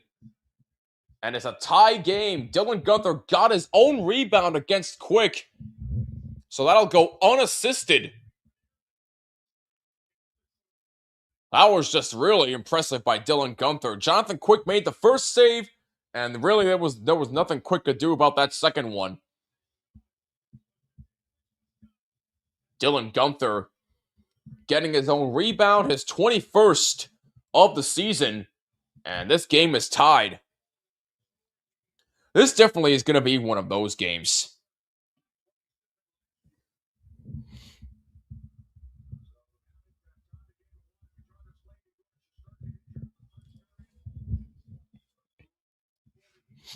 So Lafreniere, the goal scorer for the Rangers on the power play, and Dylan Gunther scoring for Utah just now on his own rebound, and we are tied at 1. Actually, Ian Cole will get the assist. My apologies. I didn't see Cole for a second there, so my mistake. But either way, the game is tied. And Carcone goes to the front of the net, stopped by Quick. Shot by Dursey, and that missed the net. 6:30 remaining. Second period, game is tied 1-1.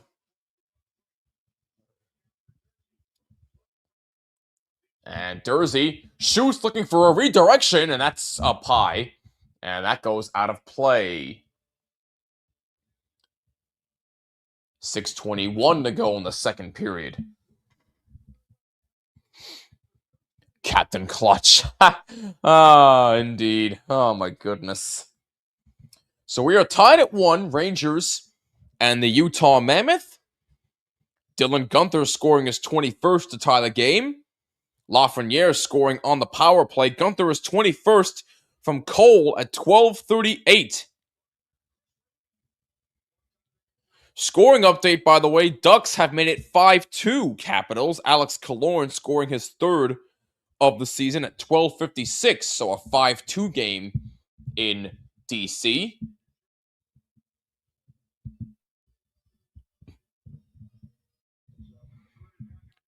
Shots are 17-15 in favor of Utah. Game is tied 1-1. Will Borgen up the right side, deflected in the Utah zone. Justin Dowling keeps it alive for the Rangers, number 37. That's in front of the net, and it's taken away by Utah. The Mammoth look to come out. Here's Peyton moving in. Pass for Gunther. Saved by Quick. Hard shot by Gunther.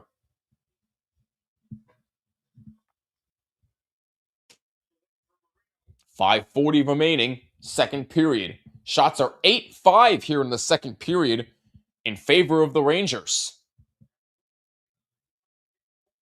Gunther moves it again. That misses wide this time. Rangers take it out. Here's Borgen. Dumps it in the zone. Sam Carrick battling for it with 28. Ian Cole. Here comes Peterka. Moving in. Decides to dump it in the zone. Gavrikov plays it. Now Rempe takes a little bit of a shove. Lost his stick. Here comes Fox. Just on side. Pass deflected away by number 23 of Utah. Here comes Kerfoot, number 15. Pass for Nate Schmidt. That's knocked off the stick of a Ranger player. Under 5 minutes to go. Second period, game tied 1-1. Rangers just on side.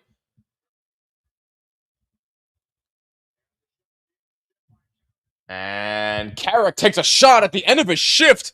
And it misses wide as Carrick goes back to the bench.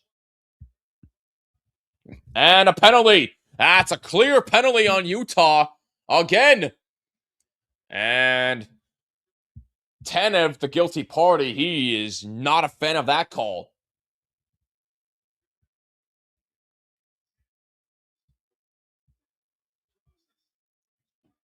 I can see Tanev's argument. It didn't really look like much. But regardless, Rangers will get their second power play of the game. They were successful the first time. Alexis Lafreniere scoring on the first power play, his 9th of the year. So we shall see how the Rangers respond with their second power play of the night. If you're just tuning in, my name is Jimmy. I'm the host of From the Blue Seats, a New York Rangers podcast on the Hockey Podcast Network. We welcome you into live coverage of the Rangers versus the Mammoth. We are tied 1-1. Alexis Lafreniere, the goal scorer for the Rangers on the power play, and Dylan Gunther, the goal scorer for the Utah Mammoth. The big story out of this game is that Igor Shesterkin suffered a lower leg injury in the latter half of the first period. He is out for the rest of the game. Jonathan Quick is in relief for Shesterkin tonight. And as soon as we hear more information, probably sometime tomorrow, about the extent of the Shesterkin injury, we will certainly let you know. But as we saw, if you saw him hobbling to the locker room, it did not look good. So prayers up for Shesterkin. You hope it's nothing too serious. But so far, pretty good game. Pretty good game by both teams. Both teams certainly getting no chances. Both teams are really playing a balanced game, if I'm being honest with you. They're playing pretty even.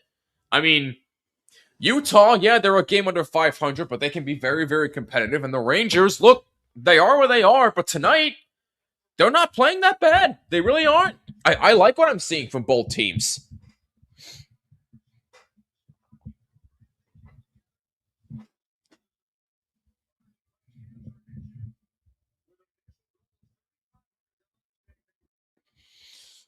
Getting ready for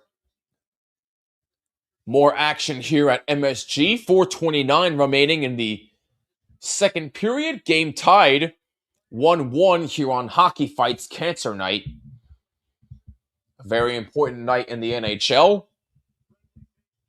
Again, if you or somebody you know is going through cancer, you are not alone, and our thoughts and prayers are with you on behalf of everybody here at THPN.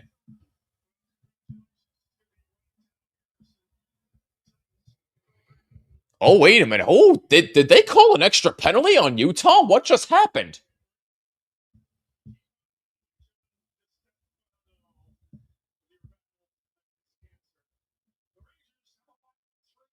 Wow, wait a minute. There's a 5-on-3 now for the Rangers. Tanev and number 15. Oh, so Kerfoot So Kerfoot slashed while Tanev, I guess they called a trip? But regardless, a big opportunity here for the Rangers, a 5-on-3 power play. This is something you have to take advantage of, or at least look good on. So we shall see how the Rangers respond here. A big 5-on-3. Here's Zibanejad. Back for him. And a one-timer by Panarin, a save by Vejmelka. Zibanejad gets it back. Here's Panarin. Now Trocheck. Back for Panarin. A shot deflected away by Vejmelka. Panarin gets it back. Here's Lafreniere shooting and a save made as Vejmelka, and that goes out of play. I did get a Fanatics premium jersey of Shesterkin home from Dick's Sporting Goods and a premium of Sorokin. Nice. Getting both New York goalies jerseys. Nice. So already a couple of good chances here on this 5-on-3 for the Rangers. A minute 10 to go in it. Shots are 19-17 in favor of the Rangers. Game tied 1-1 with 3:38 remaining in the second period. Rangers win the faceoff clean. Here's Fox moving up. Now Zibanejad. Panarin has trouble, gets it back. Panarin moves up, gets a shot, score! Tipped in front by Trocheck, and the Rangers take a 2-1 lead on the power play. Another big-time goal on the power play for the Rangers. Special teams coming through, and it's 2-1. Panarin almost lost the puck, was able to regain control, gets the shot off, and Trocheck was in the right place at the right time for the redirection, and the Rangers retake the lead.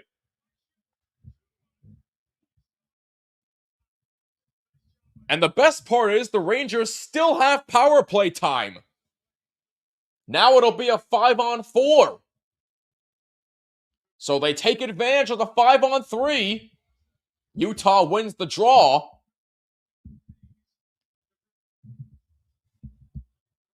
What an effort by Panarin. He didn't let it faze him. He got control of the puck right back and was able to get a shot. Perfect timing for Vincent Trocheck. Now 38 seconds remaining in a 5-on-4 power play. So this will be short-lived. But the Rangers' power play has come through twice tonight in a big way. Rangers trying to move in again. 20 seconds remaining in the 5-on-4. Here's Lafreniere playing it around for Trocheck. Now Panarin again.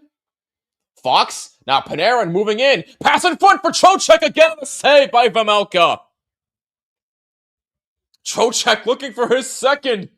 And Vejmelka this time says no. So Trocheck, his 10th of the season on the power play from Panarin and Zibanejad at 16:36. So another multi-point game for Zibanejad and Panarin. I mean, they're getting better. They are getting better. You love to see the progress. You love to see it.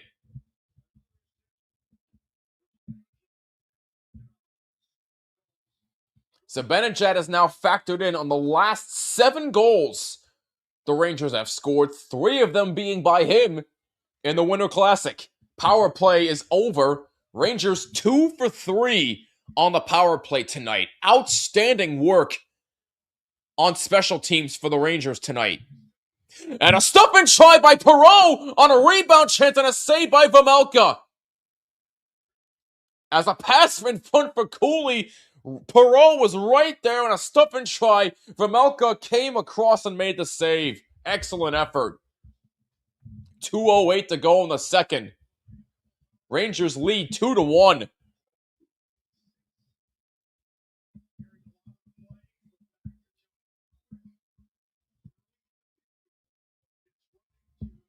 I did get a Fanatics premium size 56 away jersey of Nico Hischier. I believe 2026 Stadium Series jerseys between the Bruins and Lightning is next month. Yes, it is. Die, Eagles, die. Oh, my goodness, Donnell. So the loss of Shesterkin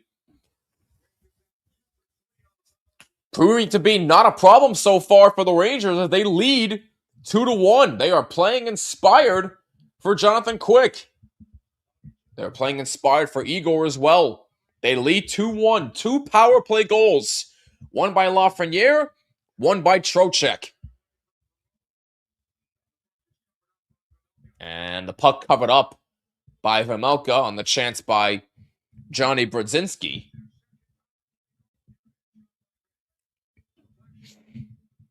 That's just a beautiful deflection by Trocheck. Down low, no chance for Vejmelka to make that save. Most multi-assist games in franchise history, Artemi Panarin now has 94, passing the late great Andy Bathgany is 2 behind Mark Messier with 96.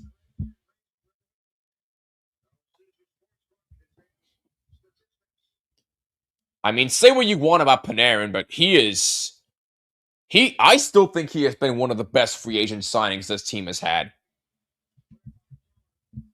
Puck cleared by Clayton Keller.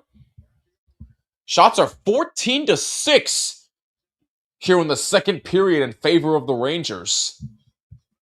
And they lead 2-1.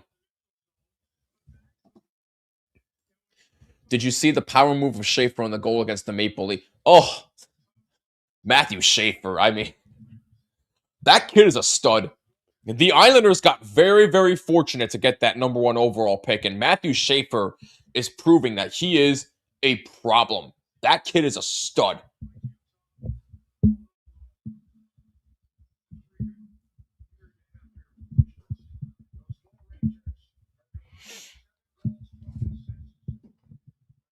One minute remaining, second period. Saved by Quick on Durzi.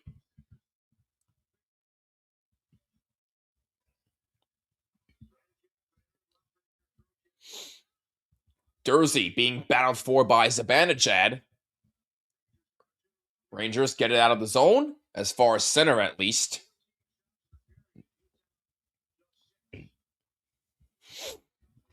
Here comes McBain. That shot saved by Quick. Rebound chances poked away. Good play by the Rangers defense. Crowd loves what they see as that's poked away by Vejmelka. Loose puck. Now Boot moves in. Number 19. Been pronouncing his name wrong this whole time. I apologize about that. It's Boot. Now Kirkoni. That's a shot saved by Quick. And puck is cleared out of the zone, and that'll do it for the second period. A big period for the New York Rangers. 2 power play goals, one by Alexis Lafreniere. Dylan Guenther tied the game, and then the Panarin shot redirected by Trocheck on the power play on the 5-on-3. And the Rangers lead 2-1 after 40 minutes of play. That is a big, big period.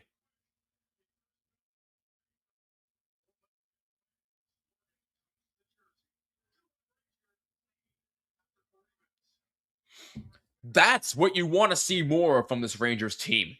Efforts like that, especially on special teams. 2 power play goals coming through big time. That's the effort you want to see consistently from the Rangers for the rest of the season, especially at home. That's the stuff that will get them into the postseason. That's the kind of thing that you need to build on. I love what I'm seeing from this team right now. In fact, both teams are playing pretty good. I think Utah's playing a pretty good game as well. But I love what I'm seeing from the Rangers tonight. I love it. Now, you have to go out there and finish the job in the third period. Can they do it? We shall find out. But before we go to break, let's take a look at another scoring update around the NHL. If it can load here, my apologies. Here we go.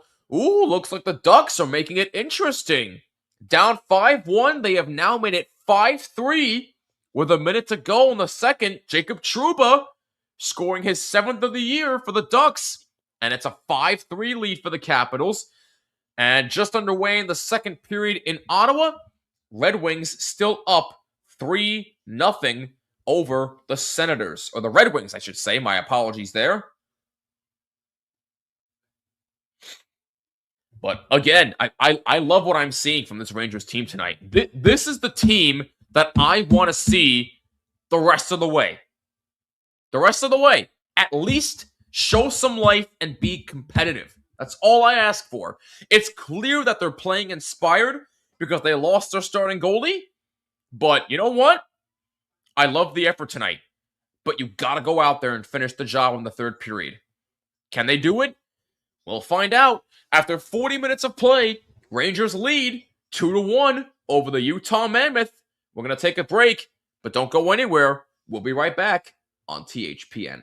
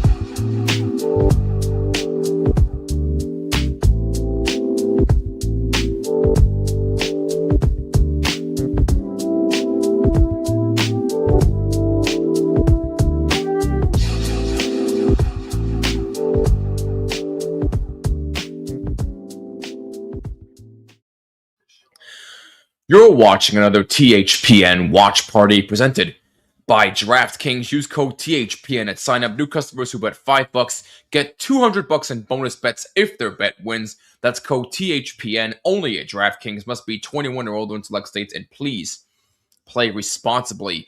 After 40 minutes of play from Madison Square Garden, the New York Rangers lead the Utah Mammoth 2-1. 2 power play goals from Alexei Lafreniere and Vincent Trocheck. Dylan Gunther scoring for the Utah Mammoth. Rangers scoring on a 5-on-3 power play. Rangers 2 for 3 on the power play tonight. Really, really good stuff from them on special teams. Just a great game overall by them. As we see somebody on our Twitch page, what's going on? Lucky Luck Bowl. Sorry if I'm saying that incorrectly, but good to hear from you. Hope all is well, and Happy New Year.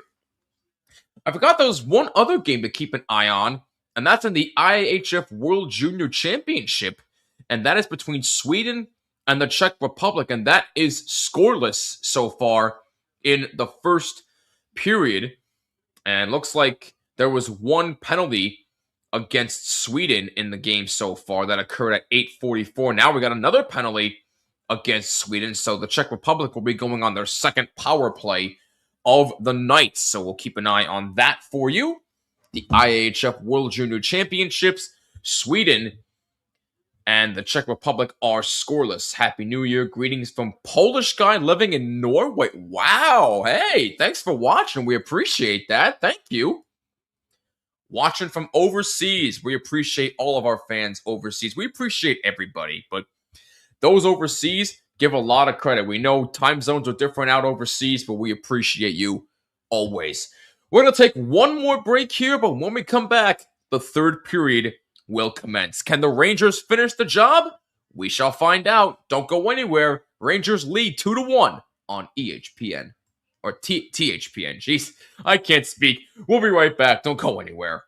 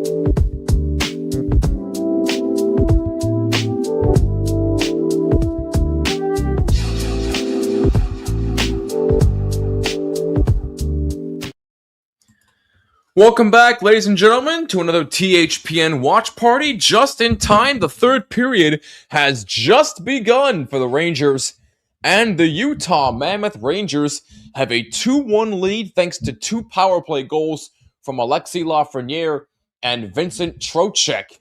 Dylan Guenther scoring for the Utah Mammoth. But the Rangers 2 for 3 on the power play and are 10-0-2 when leading after two periods, although that stat means absolutely nothing because the Rangers have to go out there and finish the job themselves. But we shall see what happens here in this third period. And here comes Clayton Keller, a shot and a save by Quick. In case you missed it, the big story here, Igor Shesterkin left the game in the first period due to a lower left leg injury, and he will not return tonight. Jonathan Quick is in goal for the Rangers. Rangers' next game.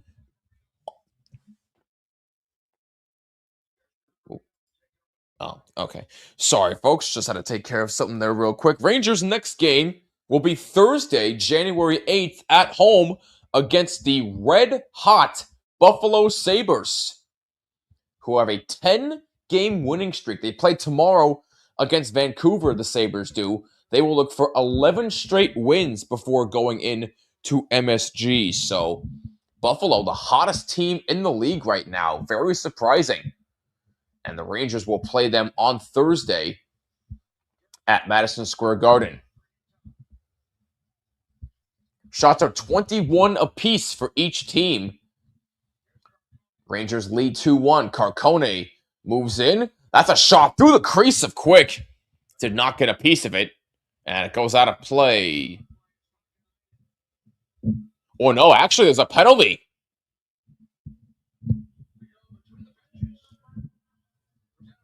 And this time is against the Rangers. Urho Vakanainen is going off.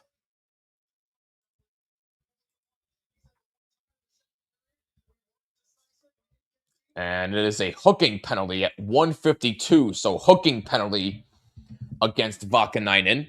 So Utah will get their first power play of the night. Let's see what happens here. Yeah, that's a hook. That's a hook, yeah. No, that's a good penalty call. So Utah's first power play of the night. Vakanainen for hooking at 152, and the Rangers take this one and clear it out immediately.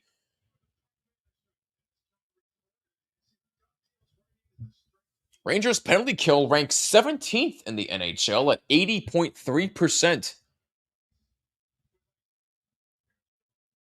Clayton Keller keeps in. Now Guenther. Now Peterka. Now Guenther. Back for Peterka. Looking for a lane. Guenther. Excuse me, that's Sergachev. Now Guenther takes it and shoots, and he missed that one wide. Couldn't really get a clean, powerful shot on that. And the Rangers take it and clear.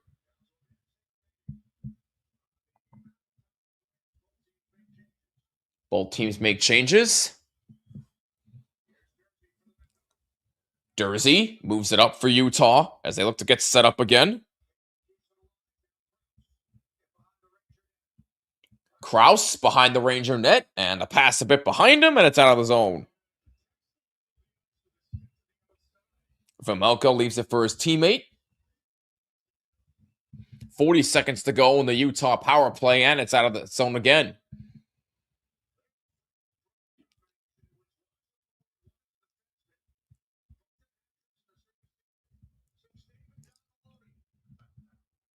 Braden Schneider takes it away for the Rangers, and he gets it out of the zone.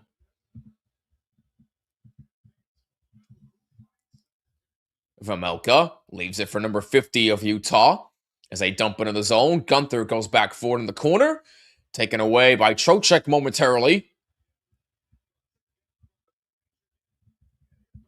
And Gavrikov lays a hit on Guenther. Crowd was cheering. And Guenther looked a little bit dazed and confused after that hit. I wonder if it's going to be a penalty here. Let's see. Oof. No, that's a pretty basic. That's a basic finish check. I don't think that should be a penalty here. Gunther was just in an unfortunate place at the wrong time. But doesn't look like any harm or foul from a Ranger standpoint, so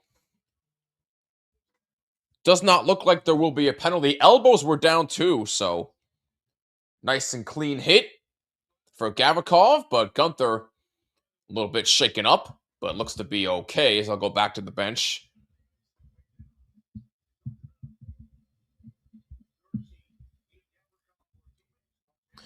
So no harm, no foul, no penalty assessed. 7 seconds remaining in the Utah power play. And Utah wins the draw. Taken away by Schmidt. Number 6 able to take it out. And Rangers take it in clear. That'll do it. Power play is over. Good penalty kill by the Rangers. Nate Schmidt back behind the net in the Utah zone. Zibanejad forechecking. Trying to screen Vejmelka. And now a break for Tanev. He moves in. Saved by Quick. Great save by Quick on Brandon Tanev. And this goes all the way down for an icing against the Rangers. Big save by Jonathan Quick. Rangers were caught sleeping a little bit in the neutral zone, and Tanev wasted no time, but Quick sticking out the left toe pad. My goodness, what a save.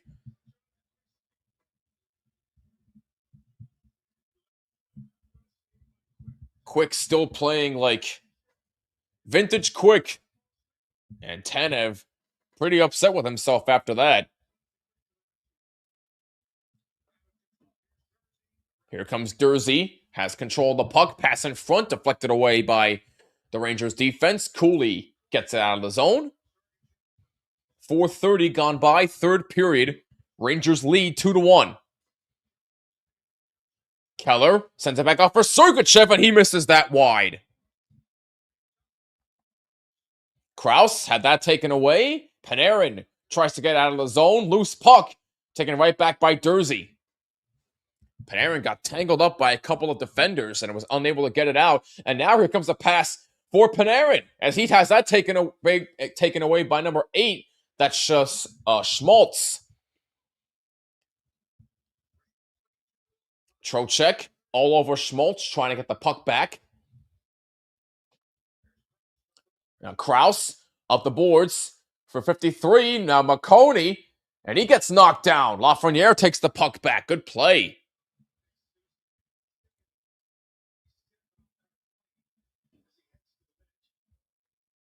Susi may have taken a bit of a high stick from Carcone. He'll head back to the bench. Hey, what's going on, hockey? Welcome back. Sweden up 1-0. Nice, okay. They're up 1-0 on the Czech Republic in the IIHF World Junior Championships.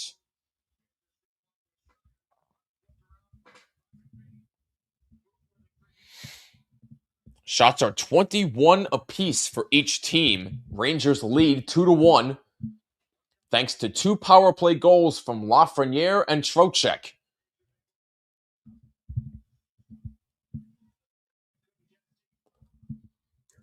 Justin Dowling couldn't get it deep for the Rangers. Carcone moves in, save, and no, they're saying it went in. The net had come off. Looks like it's going to count, and Carcone has tied the game. Let's see what happens here.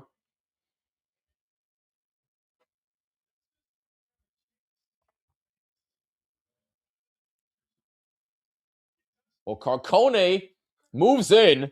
Oh, yeah, no, that's going to count. 100%. That was just a great effort by Carcone. Wow. Great move by Carcone. Strong move. Able to fake out Jonathan Quick.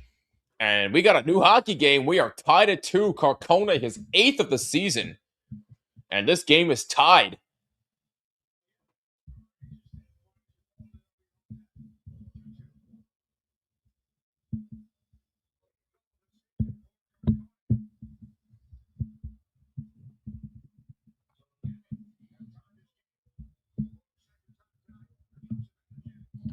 Zibanejad moving in immediately off a pass, and it's out of the zone immediately.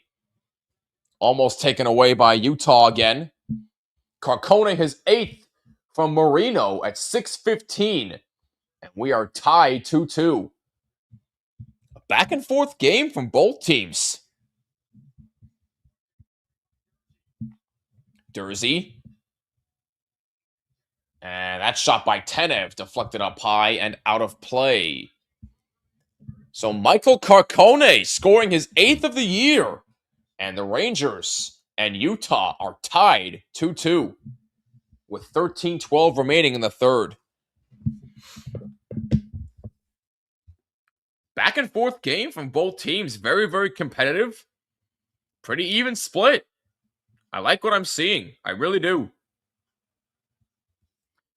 Got some scoring updates here. Well, really one. Capitals still lead 5-3 over the Ducks in the third period, but the Senators have cut the lead to 3-2 Red Wings. Claude Giroux scoring his 9th of the year, and Dylan Cousins scoring his 12th on the power play. That game has 5 minutes remaining in the second period. So it's a 3-2 game in Ottawa. Meanwhile, here in our stream, Michael Carcone has just tied the game at 2-2 between the Rangers and the Mammoth. So Gunther and Carcone scoring for Utah, Lafreniere and Trocheck scoring for the Rangers on the power play both times. Rangers 2 for 3 on the power play, Utah 0 for 1. And Sweden still up 1-0 over the Czech Republic in the IIHF World Junior Championships.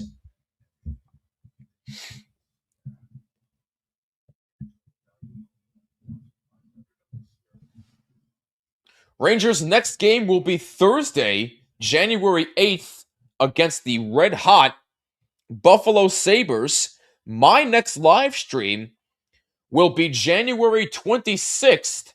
That is a Monday, when the Bruins come into Madison Square Garden to take on the Rangers. So Monday, January 26th, Bruins-Rangers, 7 p.m. Eastern Time. That is my next watch party. Make sure you mark your calendars. That should be another competitive game. Meanwhile, brand new hockey game at MSG, tied 2-2. Shots are 23-21 in favor of Utah as this puck goes out of play. Oh, no, actually, Utah was offside. I apologize.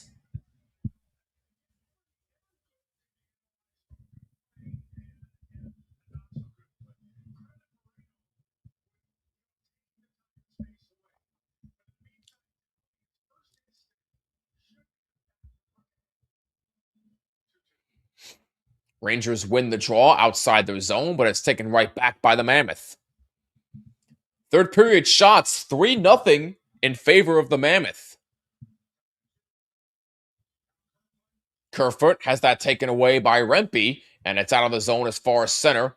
Carrick racing down for it, and icing whistled against the Rangers.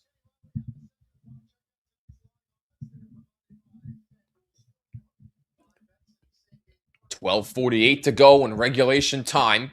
2-2 the score.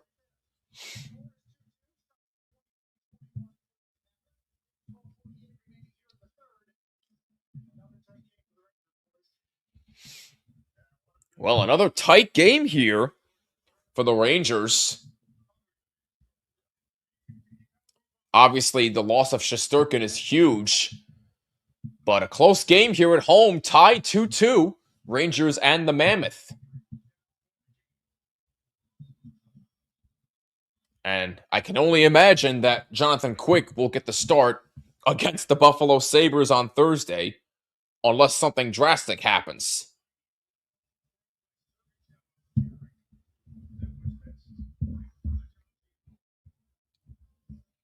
Lafreniere on the forecheck as Dursey has the puck. Rangers clearly have the advantage in hits, 35-13. Rangers lead in hits in the game. So they're being very physical tonight, which is what you love to see.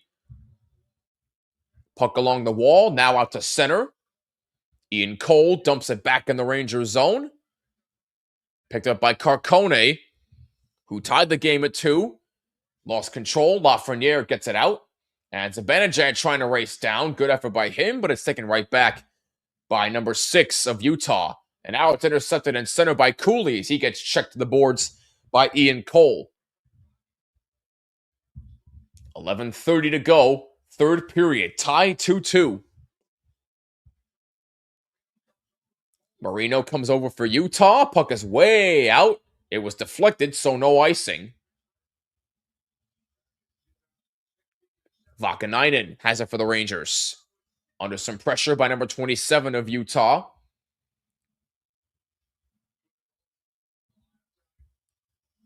Panarin moving in. Almost taken away by Sergachev. Cooley's got it. Feeds Zibanejad. Zibanejad turns around and shoots. That's deflected wide. And that's a shot, a save by Valkmerka. And that's all the way down in the Rangers zone. However, it goes for an icing.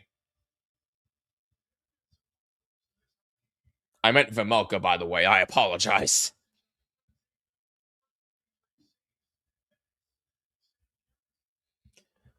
Although definitely has been some fireworks as far as the physicality department is concerned, but Rangers definitely are winning in that department. 35 hits in this game versus 13 for Utah.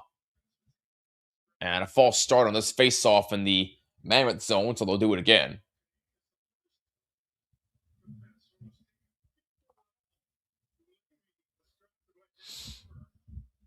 I want to thank you for joining us here on this Monday evening, January 5th, 2026. Happy New Year from all of us here at Hockey Podcast Network. My name is Jimmy, the host of From the Blue Seats, a New York Rangers podcast. Subscribe to my show on Apple, YouTube Music, Spotify, wherever you listen to your podcasts, and be sure to rate us 5 stars.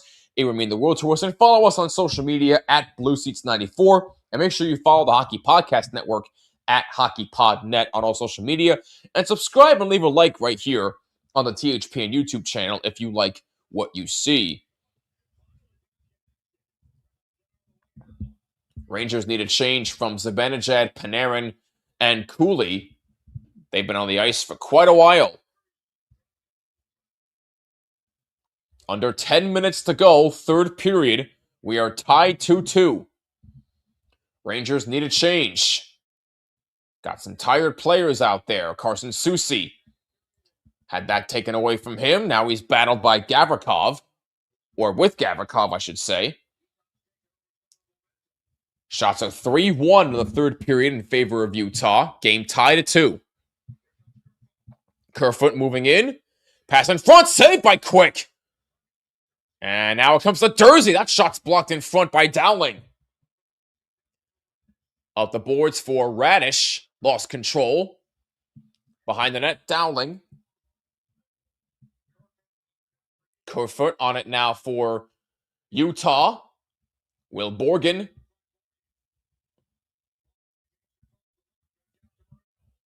Now Marino. And a cross-ice pass. Save quick. Rebound. Loose puck in the slot. And it's deflected out of the zone. Icing against the Rangers, but big saves by Quick.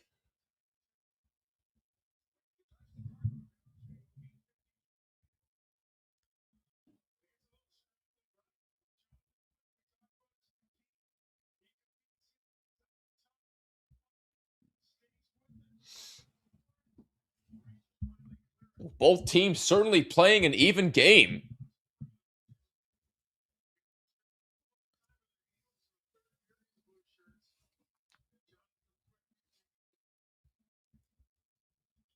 $8:50 remaining in the third.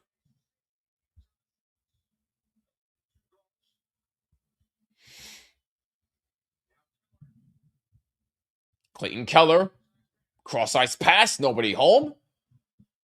Taken by the Rangers. Not out, though. Schmaltz trying to keep it in. He does. Here's Krause. Now Schmaltz moving in. And pass behind. A backhander by Keller misses wide. Here comes Borgen. And another icing whistled here against the Rangers with 8:10 remaining in the third.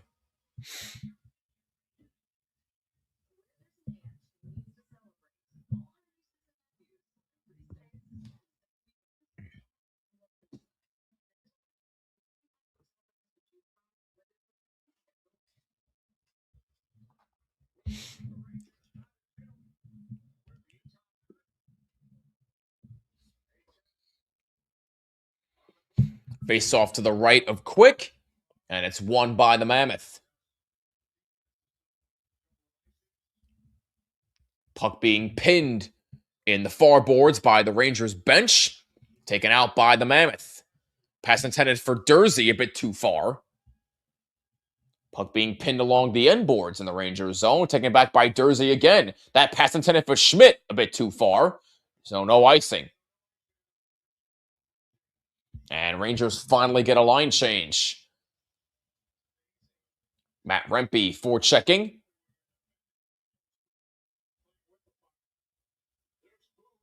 Here's Boot, number 19, has that taken away. That was deflected away by Quick. Here's Boot again. Pass in front, no good. Fox in the corner. Kept alive by Clayton Keller. And the shot misses just wide. Maybe deflected a little bit.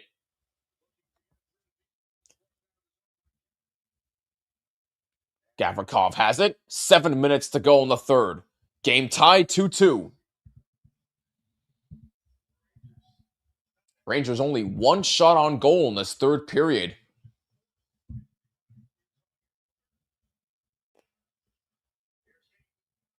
Hayden had that blocked. Zibanejad dumps it back in the zone. Who delivers Christmas gifts to hockey players? Santa Claus. Oh my gosh. Oh, Mike. Ian Cole comes away with the puck for Utah. Hayden had that stripped away by Schneider. Good play by Braden Schneider. Panarin's got it. Lifts it out to center. Carson Soucy's got it. Shots out 25-22 in favor of Utah. Game tied 2-2. Sergachev with the puck. Alex Kerfoot had that poke checked away from him by Lafreniere. Puck now in the corner. Kerfoot there. Trocheck taken away by Gavrikov. Puck in center. Gabe Perreault lost control. Gavrikov's got to go back in his own zone and play it. And Utah, or both teams actually making some line changes. Who's the naughty hockey player? Ian Cole. Oh my gosh. Here comes Fox moving in, shooting, and a save by Vamelka. Picked up by Boot, out to center. Rangers take it right back. Brzezinski plays it behind the net for Radish. Puck kept alive by Brzezinski. Now Vakanainen shoots and it just misses wide. 5 minutes to go in regulation time. 2-2 the score. Here's Vakanainen. Cross-ice pass in front and a save by Valmerka. Rangers keep it alive. Borgen. Brzezinski. Back for Borgen. Back for Brzezinski in the corner. Kept in the zone by Vakanainen. Carrick behind the net. Borgen. Borgen a shot. Looking for a deflection. Goes wide. Rangers finally get some shots on goal here in this third period. And an icing called against the Mammoth with 4:23 to go in regulation time.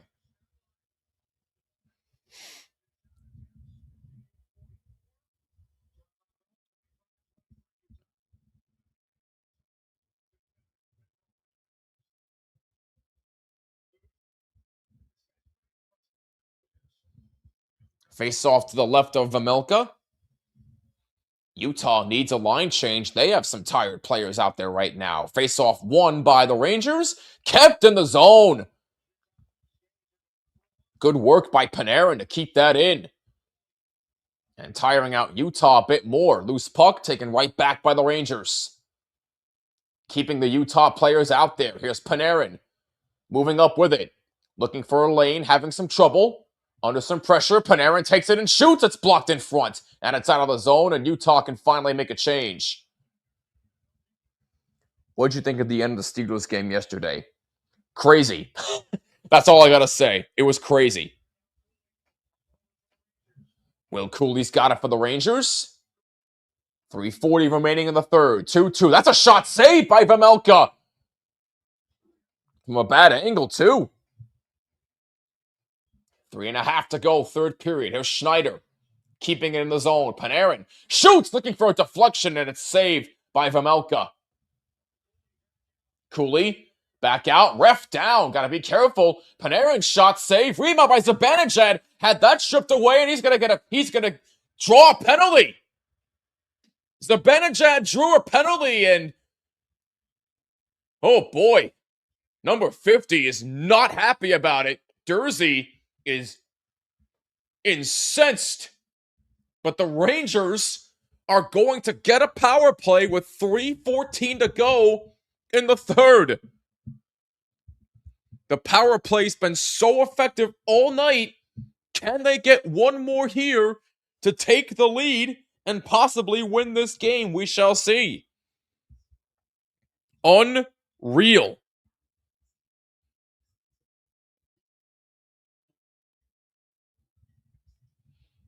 We'll definitely catch a replay of the penalty once they get back on commercial break or from commercial break.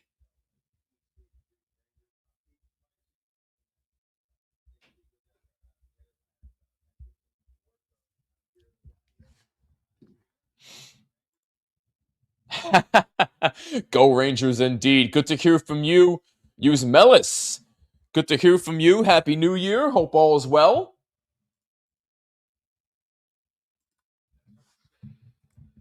So Mika Zibanejad draws a penalty.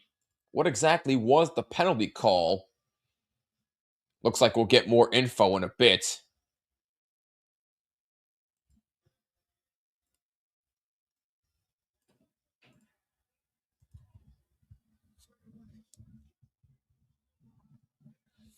But good effort by Zibby to draw a penalty. Dursey was incensed.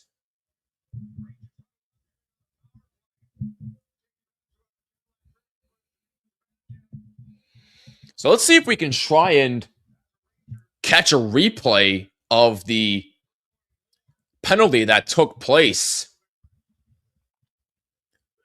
Dursey was arguing that there should have been a penalty against Zibanejad, but let's see the replay here of what exactly happened.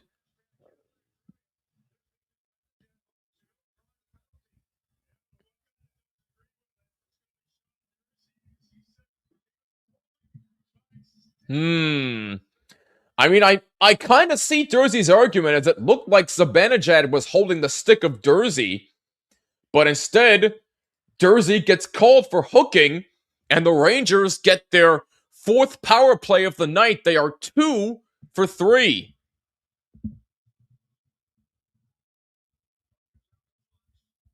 And that's deflected out of play. 2:59 remaining in the third. We are tied at 2. Rangers have a power play. Lafreniere and Trocheck have 2 of the power play goals scored tonight. This is their 4th of the game.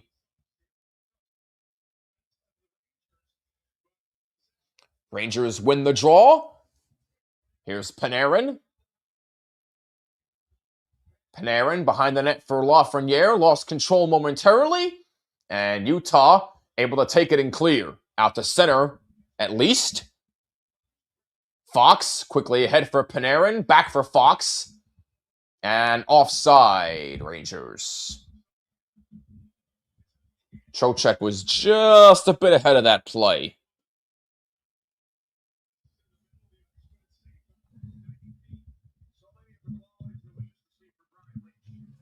2:39 remaining in regulation time, tied at 2. Rangers on the power play for a minute and 29 or 25 seconds.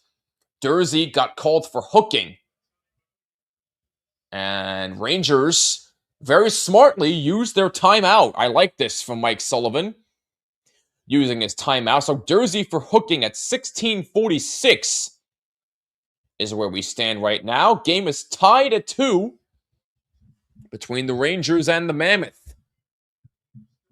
Rangers have called timeout. Rangers assistant coach David Quinn drawing up a game plan for the rest of the power play.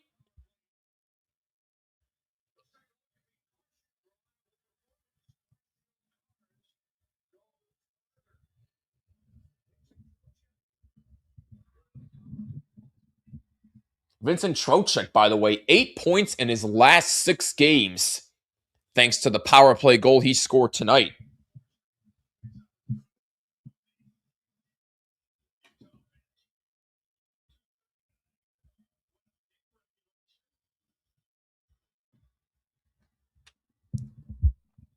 So face-off just outside the Utah zone.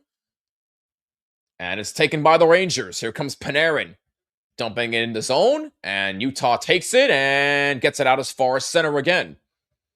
Panarin again, moves it in. Rangers trying to get set up. And this time, no, they kept it in. Rangers kept it in the zone. Good play by Adam Fox. Here's Zibanejad. Now Fox. 1 minute to go on the power play. 2:12 remaining in the third.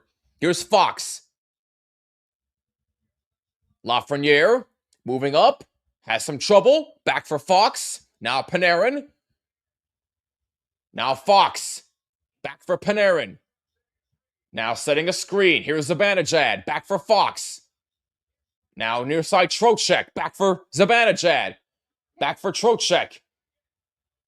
Rangers getting a little too pass happy here. Got to get something going. Zibanejad. Here's Fox. He shoots and actually passed for Zibanejad, and Zibanejad shot it off the side of the net.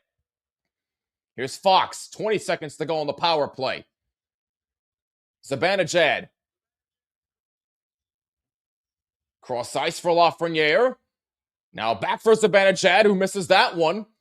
Gets it back. Panarin's got it. And a pass shot by Lafreniere is blocked. Power play over. Panarin shoots it wide. Dursey just out of the penalty box, and here he comes racing in, and it's poked away by Quick. 1 minute to go in the third. 2-2 the score. Brzezinski moving in. Schmaltz dumps it in the Ranger zone. Schneider back. That's lifted out of the zone. 40 seconds to go. Clayton Keller moving in. Rangers now 2 for 4 on the power play. But I gotta tell you, they've looked pretty damn good on the power play tonight. Despite getting a little bit too pass happy on that recent power play, they've looked good. Really, really good. Gotta be really impressed. Gavrikov's got it. Rangers dump it in. Here's Taylor Radish, number 14, behind the net. Now for Brzezinski, taken away by the Mammoth. Puck cleared by Marino. Radish going back. That's Susie. Clock winds down, and we are going to overtime. Rangers get a point. Oh boy, what a game this is. Tied at 2, going into overtime. Rangers get a big point in the standings.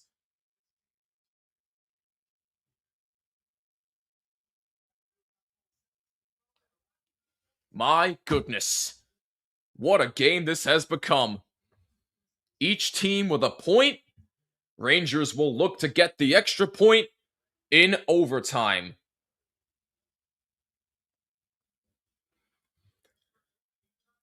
Well, in the meanwhile, let's get some scoring updates for you.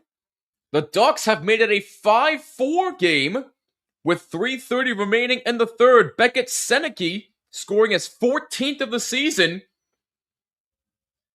And all of a sudden, it's a 1-goal game in DC. And the Senators now trail 4-2. Red Wings score. Lucas Raymond scoring his 12th. And Seattle and Calgary just got underway in Calgary. And coming up later on, you have Minnesota in LA taking on the Kings. We need this game. Yes, we do, but it is nice to get a point at least. A big point, I should add.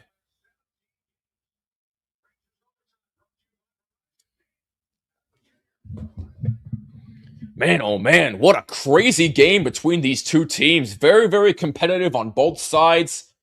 Very physical. Both teams got their chances.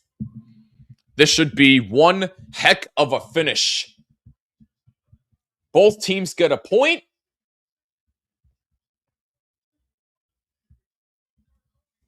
Rangers with 2 power play goals.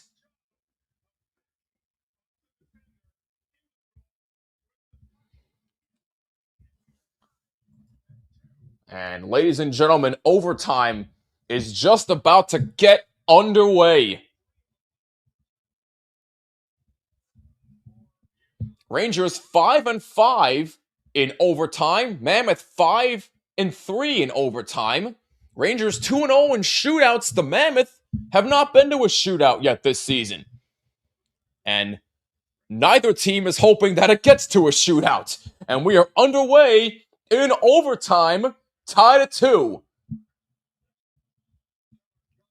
Gavrikov has it for the Rangers. Shots are 26-25 in favor of Utah. Panarin moves up. Gavrikov had that taken away. Imagine if football playoffs work the same way as hockey. How would you feel about that? That would never happen, and I would feel very weird about it if it did.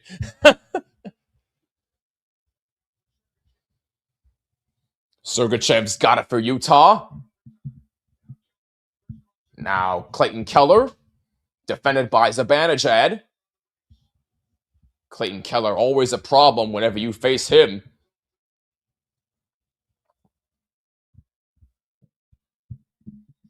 Here's Schmaltz moving in. Pass back for Dursey. That shot blocked in front. And now that's a shot deflected. They score! Dursey ends the game in overtime, and Utah wins it 3-2.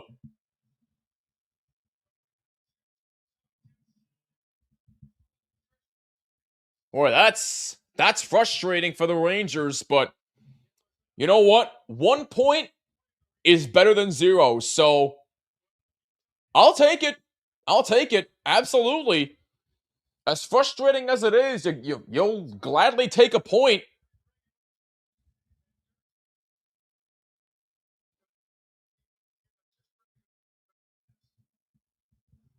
The shot by Schmaltz and the deflection by Dursey, no chance for Jonathan Quick.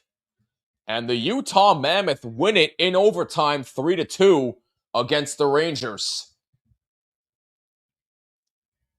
Rangers got caught out of position, and Dursey is able to finish the job as the Rangers do get a point, but ultimately fall in overtime 3-2.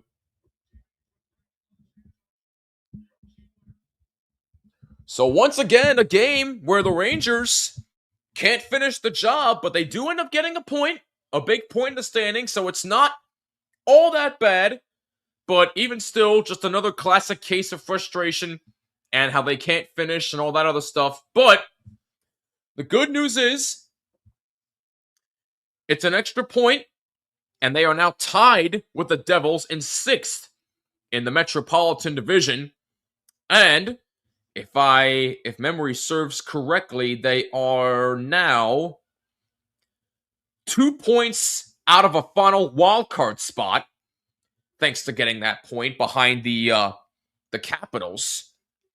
So, definitely a bunch of good things to talk about tonight. Not a bad game by any stretch, but when you get caught out of position like that, like Panarin did, it's going to come back to bite you. And sure enough, It definitely did for the Rangers tonight. But again, you know what? You take a point in the standings, you're 2 points out of the final wildcard spot. So at the end of the day, you'll take it. But now, you got a tough test coming up on Thursday against the red-hot Buffalo Sabre team that's won 10 straight. So, you got to rebound here. You got to rebound, and you got to start getting wins at home. You have to start getting wins at home. Massively important that you need to get wins at home. But hey, you know what? At least it's not a regulation loss, which is a positive as well. The power play, I thought, looked excellent. Jonathan Quick did a great job in relief, I thought, for Igor Shesterkin, and we'll know more about the extent of his injury tomorrow once they do the MRI. And again, you hope it's nothing too serious, but you know what? Sabres just lost, didn't they? No, wait, did they lose? Hold on a minute. Hang on. Did they lose? Let me double check that quick.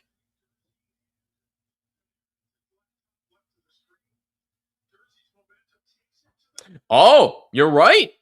You're right. They did lose recently. 5-1 to the Blue Jackets. My apologies, Mike. I've been saying all stream long they've won 10 straight, and that streak officially ended. So I'm sorry. I was wrong. Thank you for correcting me on that. But look, again, you get a point, you take it, but once again, Rangers can't finish. It's been a constant theme all year. But the good news is you are now 2 points out of the final wildcard spot. So you have to find a way to get back home and beat the Sabres on Thursday. You have to find a way to win. If you cannot get wins at home, you're not making the playoffs. Plain and simple. But anyway, regardless, this was a fun game to stream. I'm glad I did it. That's going to do it for us for another THPN watch party. Thank you so much for tuning in. If you like what you saw, make sure you hit that like button and subscribe and hit that bell so you're notified of all live streams, new episodes of the Terry Ryan Show, and everything we do here on THPN. Make sure you follow us on all social media as well at HockeyPodNet, and subscribe to my show as well, From the Blue Seats, a New York Rangers podcast on YouTube, Apple, Spotify, YouTube Music, wherever you listen to your podcasts, and be sure to rate us 5 stars. It would mean the world to us. I just posted a new episode last night. Go check it out. And as always, everything we do here is sponsored by our wonderful friends at DraftKings. Use code THPN at sign up. New customers who bet $5 get $200 on bonus bets if their bet wins. That's code THPN only at DraftKings. Must be 21 or older in select states, and please play responsibly. Once again, the final score here tonight: the Utah Mammoth beat the Rangers in overtime, 3-2. I'm Jimmy Finizzi. This has been another THPN Watch Party. Happy New Year. It's good to be back. Thank you so much for tuning in, and we will catch you in the next one. Peace!